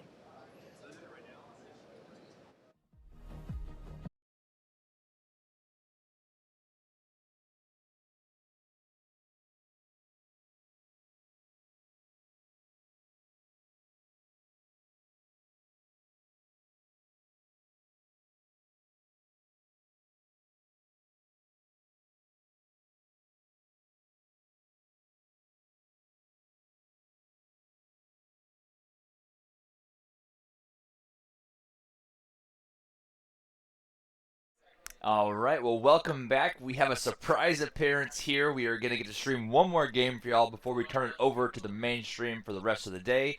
We have UTD taking on UT Arlington in the losers semis, right? Incredible games. We saw UTD earlier today. Both previous games went to Game 7. Yeah. Incredible reverse sweep out of UTD to get here, and then an upset from UT Arlington over UNT. So great games that we've seen so far, and we're excited to have this game here. Yeah, absolutely. I really did not expect UNT to come away with that loss. Definitely one of the bigger upsets that we've seen today. We also saw UT Dallas reverse sweep Texas A&M earlier in that loser semis. So it's been a great day for some Rocket League, but right now we got UT Dallas, UT Arlington coming up. It's bound to be a really, really great match. Yeah, good grudge match. Players, a lot of history. They know each other. They're real close. Yeah. So we're excited to see how this one goes. Really going to go either way. So, as the players get loaded in this lobby, we're about to get started. But, I expect maybe another Game 7. After all the sweeps we've had earlier, we kind of deserve a Game 7, all the Game 7s today. Yeah. So really hard to tell what kind of direction this game is going to go in. But, I got my boys at UT Dallas feeling a lot good, a lot better, especially after such a dominant performance over A&M that last game. Yeah, so as we get in, players are ready. Lobby is up. We're going to go into Game 1, and let's see how it gets started. Early kickoff possession from UT Arlington. Caribou going to look for a 50, can't find it.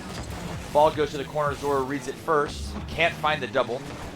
Saban going to pop, kind of miscommunication. Dalton should be able to get back in time. He does, takes control up the corner. Going to take this to the ground. Can't find the flip reset. Good 50 with random shy. Yeah, all weekend. Caribou, as I'm just about to say that, T. Saban's going to be there for the goal. Top left in the corner pocket. 1-0 now. UT Dallas starting off strong, answering quick. Yeah, good clinical shot there from Saban. You can see there's no air roll, no flip. He lined up the shot, just went into it full boost. Yeah. Great shot from him. Bar in, not much you can do for UTA. Yeah, absolutely. Caribou is one of those players I'm looking to really make an impact on the side of UT Arlington. Not really anybody in particular I'm looking at for UT Dallas, as the whole team has been playing with such great synergy all weekend. Yeah, and UTA with the beat on UNT, very surprising. We had talked to Santi and Sai, both great players. We were expecting a lot from UNT. So, for UTA to have the victory, we were looking at the stats earlier. Caribou had a generational performance in those games, so I expect him to also be playing extremely well, feeling warm, feeling loose. Especially now that they've played all these matches already on land, I expect those nerves to be a little bit less. Yeah, we've seen a lot more aggressive plays from Caribou now. He wasn't able to make that contact in that goal, that last play, but here he is, an open goal now. He's going to be left alone here, hoping to get back support from his teammates, but Zora and Dalton are going to be there for the defense. Yeah, we see here random shy at the 50 at midfield. Saban is the first to collect. He's going to look for the skim, but an overcommit from both of them. I think Zora might be able to get back. No, he gets dunked by Winnidog. An unfortunate touch there. It looks like an overcommit from Dalton and Saban, both missing. And then Zora not able to get the touch around Winnidog. Winnidog dunking him right into the net. Game is equal. Yeah, Winnidog just a little too fast for Zora to be able to defend that. But right now, the equalizer, 1-1. 3 minutes, 30 seconds left to go. And we see here as the kickoff goes the way of UTA. Caribou's going to look for Randomshine on the ground. Great pass. Randomshine cannot put the ball on net, but keeps it in the UTD corner. Caribou looking for a pass mid to Randomshine. Randomshine's going to leave this for Winnidog. Great shot from Winnidog, but a better save from Dalton. Dalton now has control, looking for a flick. Going to try to find that bump. Can't land the bump, but gets the flick over. Saban with a good 50. Dalton should be first to this. He is. Can he make a follow-up touch? No. Winnidog is first. Yeah, and right now I see that the strategy is looking a little bit better for UT Arlington. They look a little bit more positioned on the map. UT Dallas looking just a touch staggered, but the demolition's going to come in from Caribou. Right now, UT Arlington have an opportunity to score. Is it going to happen? No. T. Saban and Dalton going to work together to get that ball on the other side of the field. Yeah, good stuff from UTD. I like where their defense is at. They've been very calm and collected. They're challenging Wells first man. Their third man is playing passive and getting the touch around. Although this 50 is not good, but Randomshine with the side flip. Unfortunate that was an opening for UTA. Saban here now has possession, looking for a pass downfield to Dalton. Can't get it to go, but there's a miss from Winnidog, but nobody on UTD was playing the miss. Dalton now with a shot towards net. Can't find the double. Didn't read the corner bounce. Yeah, Caribou's been really putting in some effort to make these 3 shots. Unfortunately, they've all been off target, but UT Dallas' defense is looking pretty solid so far. Yeah, I mean, right now both teams are exchanging blows, trying to find weaknesses in the defense.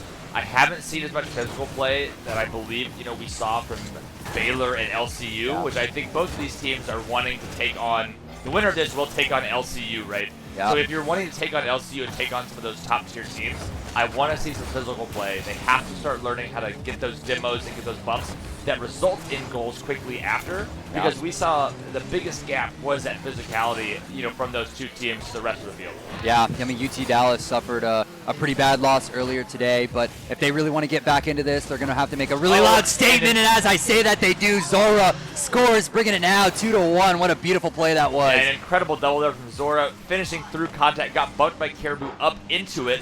Reminiscent of one of the shots that we saw yesterday at the Major.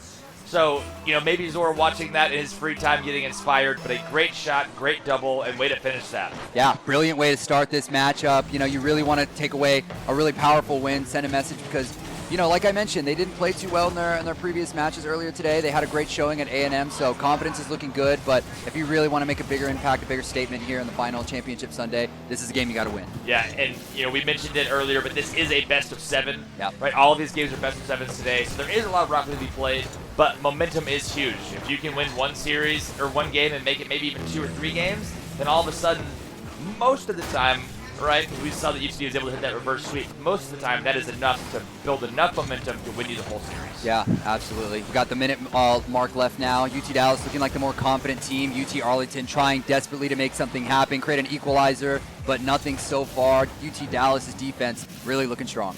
Yeah, we see there a shot goes a little bit wide from Zora, but I like what I'm seeing, the aggression and the amount of shots, the pressure that UTD has on UTA, not allowing UTA to have much boost. So even when they try to do a counterattack, it kind of fizzles out by midfield because they don't have enough boost to really play it all the way through. I say that as Caribou gets a great flick towards the net. Dalton is there to save it. He's going to take the ball with a 50, losing it towards Saban back in the corner. Saban missing the boost, opting to leave it instead, wise. And he goes through, drives through, makes Winnidog a little bit awkward. As we have like 5 seconds left, we'll see if UTA is able to make an attack. It doesn't look like it. A good touch there from Zora.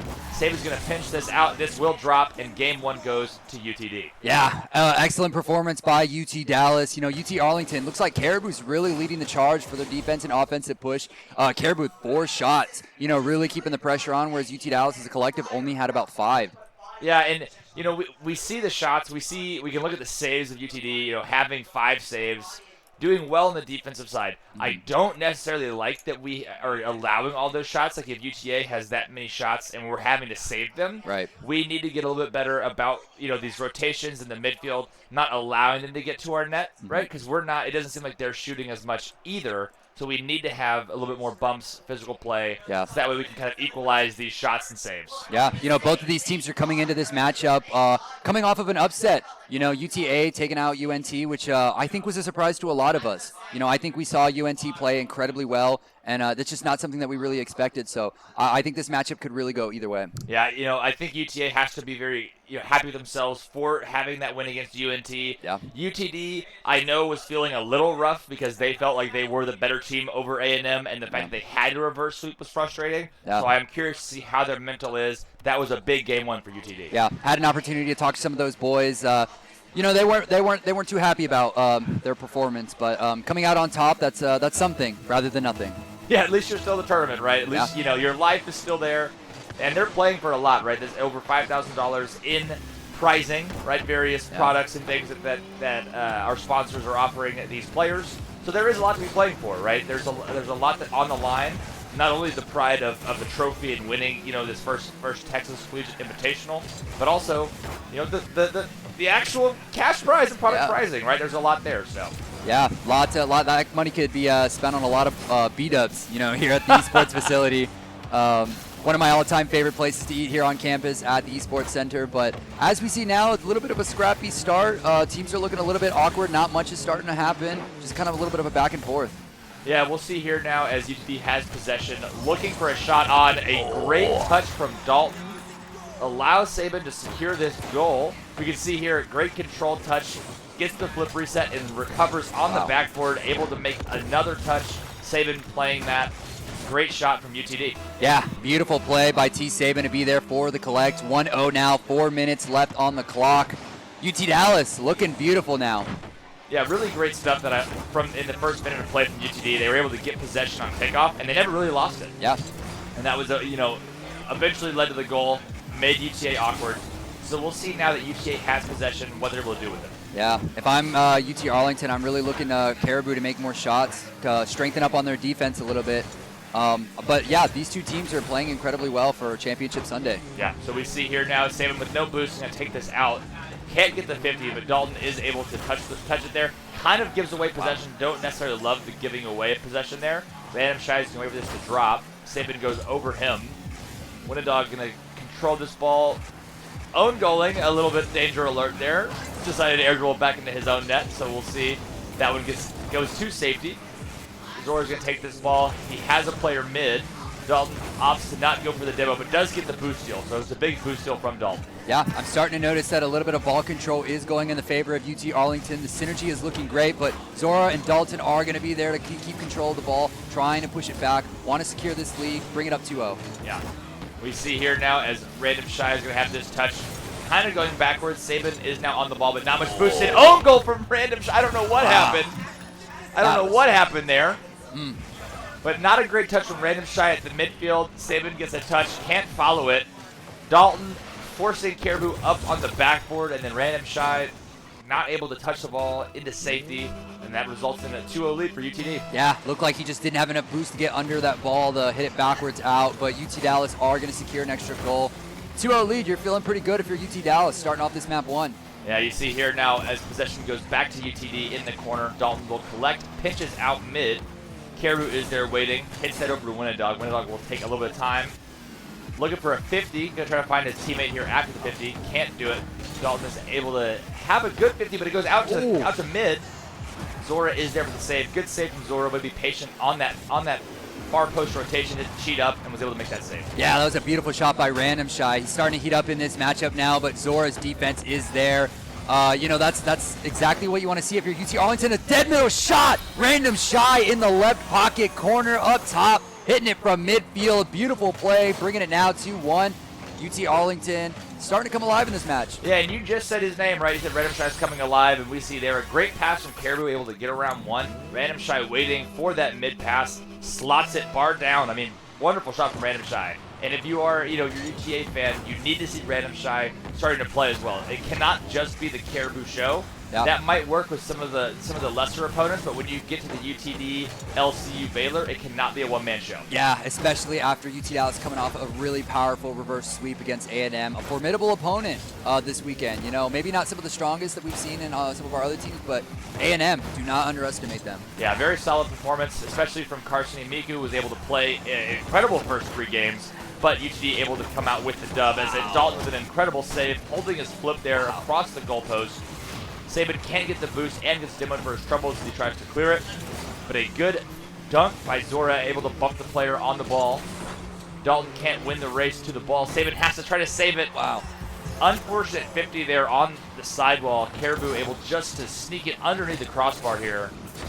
Yeah, Dalton not really reading that ball that well. Caribou dunking it straight into the bar. Saban has to try to jump and just couldn't reach it in time. Yeah, Saban unfortunately not going to be able to be there in time for the defense. The equalizing score now, 2-2. We got a minute and a half left in map 1.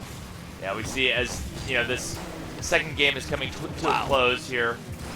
We have a tied score. This is a big momentum shift if UTA is able to come away with the win here. And if UTD goes up 2 games, that's a big deal. So this map is huge. Yeah, especially when UT Dallas starts as strong as they did, especially with those first 2 scores. But Zora going to roll it right in, making it 3-2, trying to secure their lead, trying to secure a solid win for map 1.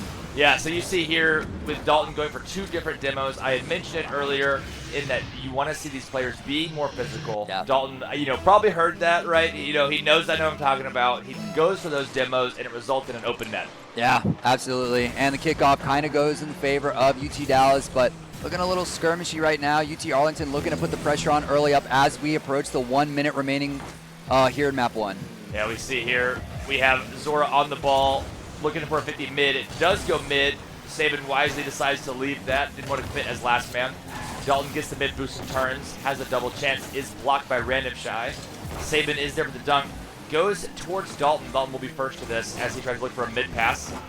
Zora cannot get the shot. Random Shy is there for the block. A little bit of a mistouch there from Zora trying to leave the ball and was unable to. We see now as the ball awkwardly goes to the backboard. Not great touch, and that's just going to roll in. Seemed like Zora didn't have much boost, went to the backboard anyway, couldn't really get a read on this ball. And then Dalton getting bumped by Random Shy, not able to stay on the ground, and then Caribou rolling it in bottom left. Yeah, you know, I just saw that play. Saban looked a little awkwardly positioned in that, but in the last 30 seconds, UT Arlington are able to kind of keep their chances alive here in map 1, which is a really important one for setting the tone for the rest of the series. Yeah, so we'll see here now as Zora looks for the pass. Makes it underneath the defender, able just to let that one go in. Sometimes you better be lucky than good, right? Yeah. You know, trying to get the touch, unable to get it, but it fakes the defender in a way to put UTD up again as we see a game that's going very back and forth. Yeah, Zora playing incredibly well. Bringing this up now, 4-3, 15 seconds left. UT Dallas, they just got to hold on, kill some time. Do not let UT Arlington make anything happen. Yeah, it seems like UT Arlington will have the final chance of regulation. We see, you know, time winding down. Are they going to be able to keep this ball up and look for a shot? No, 50 goes straight down, and we see UTD taking a 2-0 lead in the series. Yeah, really, really big answer to the series. You know, only got 2 left. It's a best of 7. UT Arlington looking a little weaker compared to their matchup against UNT. I'm sure that UT Dallas have a lot of confidence behind them. Yeah, and you know, we're seeing a great performance from Caribou, but as I mentioned in that game 2, you really want to start seeing the other 2 players pick it up as well. Yeah. You can't be a one-man show when you get to the higher levels of 3v3 especially. And we see that we have Dalton demoing through, removing some players, and then he has these open nets and is able to score them. So, you know, for UT Arlington, you need to see Win It Dog and Random Shy start picking it up and helping Caribou in these games. Yeah, you know, the side of UT Dallas, the shots are looking pretty even, but Zora being the MVP of that matchup. Great defense, great offense all around. 2 goals, 2 shots, and 3 saves. Looking beautiful. Yeah, good stuff from Zora there. I'm glad to see it. I know that he had some tech issues in the last series against A&M, had some tech issues to get this game started, so glad to see that his mental is still there and he's locked in. Yeah, absolutely. As we get started here in map 3 for the kickoff, UT Dallas looking beautiful. Playing incredibly strong with a lot of aggression. UT Arlington really need to come away with this if they want to stay in strong contention in this series. Yeah, we'll see here. I mean, we saw you know, both the previous series went to Game 7. We saw the reverse from UTD. So, you know, it's never over, right? Yeah. But a great start here from UTD. Zora with a great shot on Caribou. Again, making the save. Teammates not really challenging for him, forcing him to do a lot of miracle work back there. So I need to see more from Random Shy. Yeah, the shots, the follow-ups have been really good, but UT Arlington's defense is starting to look like a lot more improvement. But I don't know, the synergy is just starting to collapse a little bit for UT Arlington. Is Saban right now looking to make a shot, but Winnie Dog is going to be there for the defense. Dalton going to be able to support him, give him a little bit, but that boost conservation is a really, really big deal here. Yeah, we can see, UTD is doing a great job of playing for the corner boost. You see Dalton grabs, the corner boost from UTA there. So even when they're trying to make attacks, they're not able to. So we'll see now if UTA can actually get some boost, keep the boost, and then make an actual attack, right? I like how UTD is playing for, playing this boost game. It will result in a goal eventually. Maybe not right now, but it will. Yeah, past couple seconds, been just a little bit slow, but Saban right now just trying to keep the pressure on, not really looking to make too much of a risky play, keeping his players close by. Vision has been insane, synergy's been great. Yeah, here we see Zora with a 50 goes to the corner. Another 50 goes back to Dalton. Dalton puts it up to the backboard to Saban. Saban drops it down for Dalton. Go for a double tap. Can't sink it. Can Zora find the follow-up? He can't, but Saban can find the follow-up of the follow-up. And you can just see there is a continuous pressure by UTD, right? Yeah. One shot goes off the backboard, two shots go off the backboard, and the third shot goes in the net. Yeah, just a little bit too much for UT Arlington to handle. Saban going to be able to be the final cleanup, the second follow-up in that play. Beautiful, bringing us up now 1-0, 3.5 minutes left on the clock. Yeah, and we see what we've seen from UTD has been excellent, especially after we heard that they had a lot of momentum, right? Winning 4 games in a row against A&M. And then now they're already starting off 2-0, looking to make that 7 games winning in a row. Yeah. And I like what I'm seeing. And Yes! Zora, another great shot, top left.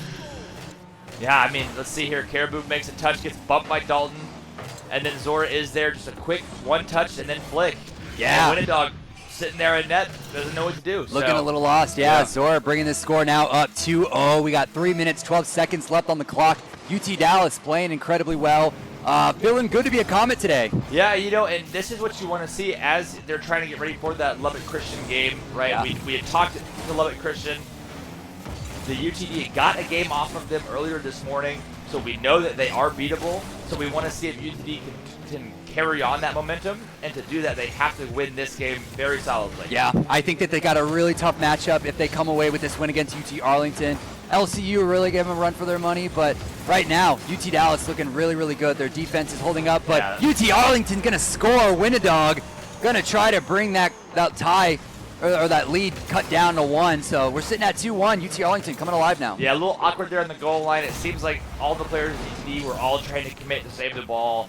A bad 50 goes the way of UT Arlington, and then there you have an open net, and UT Arlington is able to cut the lead now. Yeah. Excellent performance by these players so far. UT Arlington are really trying to hit the thrusters, the burners. They really need to win in this series to keep it competitive. Yeah, and so we see here Dalton taking this ball, good control. Going to end up hitting this ball out to Winnidog. He's going to take possession, looking for a 50, can't find it, but Redemption will cut him and take the ball, looking for a shot on. Zora is there. Dalton will be first to this ball. See if he can do much with it. Let's each other player miss here and see if he can put this mid. He does. Saban is there. Wow. Saban, great shot. And I mean, that is something that is, I think, underpowered, right? When you play against teams that make mistakes, and UT Arlington will make a mistake, you can just let that happen, right? And you see there a missed touch from Winnidog. He tried to hit it. I think he missed it off the wall. And then, UTD is able to capitalize off that mistake. Yeah, Saban did a really good job of threading the needle, finding the opening, and striking when it is. Zora making an aggressive play with not too much commitment from his team there, but UT Arlington are going to be here for the defense, trying to push this ball back. They need to make something happen here. They got about 1 minute and 50 seconds left. They got 2 goals down. UT Dallas, they just got to hold on to their lead. Yeah, good 50 there from Random Shy. Caribou's off the ceiling. That will be a goal. Yeah, you can kind of see this with when you have a player that has 0 boost like Random Shy did there, and he's able to get a 50 that goes out mid like it did. That is a recipe for disaster for the defending team, and we can see Caribou there. Great player, is going to slot that one out. Yeah, Caribou really stepping up for UT Arlington. About 1 minute and 42 seconds left now. Still plenty of Rocket League to be played. Yeah, as we see here, Random Shy's going to move this ball to drop. He's going to flick it out. Saban is first. There's a missed touch there from Winnidog. I think that he might be getting nervous. I've seen a couple missed touches and missed hooks from him. As Dalton chooses to leave that ball for his team, Saban's going to hit it out to Dalton. Dalton's going to try to follow this for a double. Can't get the double. Zora's going to go first to this. Look out for Saban. Saban's going to find a double. Go up to the ceiling, try to go down on it. Cannot find the double down. But a good touch from Zora will allow Dalton to try to keep this on net. But not much boost on the way of UTD. UT Arlington was able to get their corner boosts. I'd say that as Saban's able to steal one. Looking for an aggressive play. Tries to find the double. Good save there from Random Shy. Dalton looking for a flip reset double tap. Cannot get it to go. Good save there from Caribou. I mean, right now, great pressure from UTD. But UT Arlington defense has been stellar. Yeah, UT Dallas have been doing such a great job of keeping this pressure on, consistently striking, but they've just been a little bit off target. Saban going to make his shot, but Caribou going to be there for the defense. Dalton coming up over the top, but he's just not going to be able to make anything happen, not enough help. Right now, UT Dallas looking a little bit staggered, but with 30 seconds left, all they need to do is just keep this defensive hold, not let UT Arlington get any sort of motion happening. Yeah, UTD has been able to rotate very well and has kept UT Arlington in their own half. As we see Saban another shot, saved by Random Shy, but Saban is there first. He will get the follow, and that all comes from the pressure that UTD has placed on UT Arlington. They haven't been able to get out of their own half. They haven't been able to clear the ball. It's been awkward touch after awkward touch, and you can see Winnidog with 0 boost there, unable to make a follow-up save. Saban there for the free net, able to score that one. Yeah, coming up on our 10-second warning now, 4-2, UT Dallas lead. They're looking to take game 2. UT Arlington really just got to shake that one off, start thinking about game 3. Yeah. We see here now, this game is going to wind down. UTD is going to go up 3-0 in this best of 7. So they will have the chance to finish it out in a 4-0 and face Lubbock Christian. Yeah, so looking a lot better now, UT Dallas. Definitely using that confidence to their advantage from that last matchup against A&M, but LCU, still a really tough opponent to go up against this championship Sunday. Yeah, and if you're UT Arlington, you're no stranger to Game 7. They just won a Game 7, and now they know it's real simple now for UTA. Yeah. It's win what's in front of you. You have to play it one game at a time, and, we'll see if we can see more from Random Shy and Winnidog, or if there's going to be an issue, where they're unable to, overcome the UTD mountain. Yeah, absolutely. Saban, though, 5 shots with 3 goals in that map 3 with a save. Definitely looking like the MVP thus far. Caribou playing incredibly well, but it's like you said, the other two, they got to step it up. You come this far into the tournament, you can't just let it all fall on one player. Yeah, so as we now get underway into Game 4, we will see if UTD is able to complete the sweep or if UTA says, hey, we're not done just yet. Yeah. And as we get loaded into kickoff for our next matchup, UT Dallas, this is game point. Yeah, match point here for UT Dallas. We'll see here how they go about it. I want them to play the same way they have been playing, as we see an early demo from Dalton. Zora's going to take control, go over one. Wow. Great play off the kickoff. UTD says we're not wasting any time. Yeah, Zora making just more than just a statement. 1:05 seconds into this map. Beautiful play by Zora, found an opening and took advantage of it by every means. Yeah, and great kickoff strategy there from UTD. Dalton got the demo, went back to Zora. Zora has a free 1v1, and he's going to score those. Yeah, absolutely. UT Arlington starting to look like they're crumbling a little bit more now, but still an opportunity for them to take this match back and get back into this series, but they got a lot of work ahead of them. They want to make that happen. Yeah, we see as a shot goes towards net, Caribou there to save, not super threatening. But Dalton with a great demo going through the net. Zora's going to have possession here. Looks for a 50. Cannot find it. Saban will pick up the 50. Dalton is there to hit the ball to the wall. Zora pass back to Dalton, but Dalton gets dunked by Random Shy. We'll see now, can Saban handle this ball? A little bit awkward on the corner. Does well with it. Leaving it for Zora. Zora going for a corner read. He's trying to peek. Will he hit it? No. Wow. That's a little too much for Zora there. Yeah. Getting a little too antsy. That would have been absolutely insane if he was able to hit that in that corner pocket. But, yeah, it looks like he just didn't have enough boost. But Dalton right now trying to strike. Not going to be able to be positioned very well. But he still's got his teammates here. They're still looking to make a push. Still looking to make pressure onto this side of UT Arlington. And I don't know. It's looking like it's just a little bit too much for UT Arlington to handle. Zora going to shoot, but a little too high off the crossbar. Saban not going to be there for the collect. Wonderful teamwork we've seen by UT Dallas. Yeah, it seems like, that was probably an opportunity that should have been scored by UTD. We saw Saban Kriov a little too close to goal. Yeah. Wasn't there for the rebound. And then kind of a missed touch from Dalton.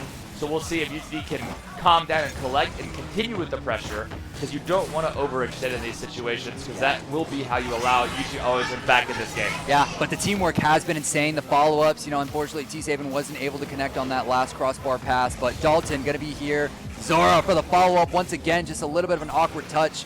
But, yeah, UT Dallas letting them know. Yeah, we're seeing a lot from Zora here, trying to hit some skims, some corner reads. He is at least feeling confident, you can say that. That isn't Zora's playstyle, known to be his playstyle, so we'll see, hopefully he will calm that down as we get into prepping for LCU, but I like to see that they're having fun and the boys are feeling good. Yeah, absolutely. Yeah, still long few games we have left in these best of sevens, but UT Dallas just feeling like a little bit awkward now. All the shots that they've made have been just a little too off target for their liking, starting to make them feel a little bit staggered. UT Arlington now starting to make the push of their own.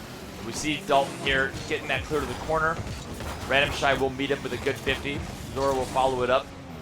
And then we have a control touch from Winnedog. Looking to try to keep this out of his half, as where it's been, feels like all 4 games so far, the ball has not left UT Arlington's half. Saban plays very close there for a 50. Doesn't go his way. Dalton is there for the back pass. Has some space. Oh, wow. Looks for a flip reset, can't find it. Saban there for the follow. Gonna bump Winnedog off this. Great bump, but no one there to follow up. Zora didn't trust the calm. We see Random Shy with a whiff. Ball should go back to UTD. It does. They decide to hit it forward, trying to keep UT Arlington awkward, trying to play that boost game, that bump game. Wow. They do well, but aren't able to capitalize with the goal just yet. Yeah, super awkward positioning and timing there for Caribou. Just ran out of boost, had no touch on the ball, but UT Dallas are now starting to advance. Zora is going to be here up top, looking for a ground pinch, but Caribou's going to be there for the defense. Saban still has control of this, keeping the pressure up. They are 1 up still. Plenty of time for any team to score, create an equalizer, or capitalize on their lead. Yeah, so we see here now ball kind of floating towards UTA's net. Winnedog's going to take this out, look for a 50. Goes the way of Zora, but Random Shy is quick to the ball, able to meet him there. And this ball now sitting in midfield, but UTD again takes the ball quickly. Dalton looking for a double, finds the double. Ball gets, what an incredible save. Able to hit the crossbar and out. I believe that was Winnedog with an incredible save there. We see now Winnedog looking for the shot. Great bump from Random Shy. Will probably be a goal. No, Saban is able to reach that incredible defense from both teams in the last 30 seconds. That was a beautiful defensive play by UT Arlington. That gives them just a little bit of an opportunity to make something happen with 40 seconds left now, but UT Dallas looking incredibly dominant. That defensive push was just insane by both teams. Yeah, UT Arlington really feeling the pressure now. Tournament lives on the line. They don't want to get swept. We'll see if they're able to play aggressive, play a little bit faster, but right now, it is all UTD.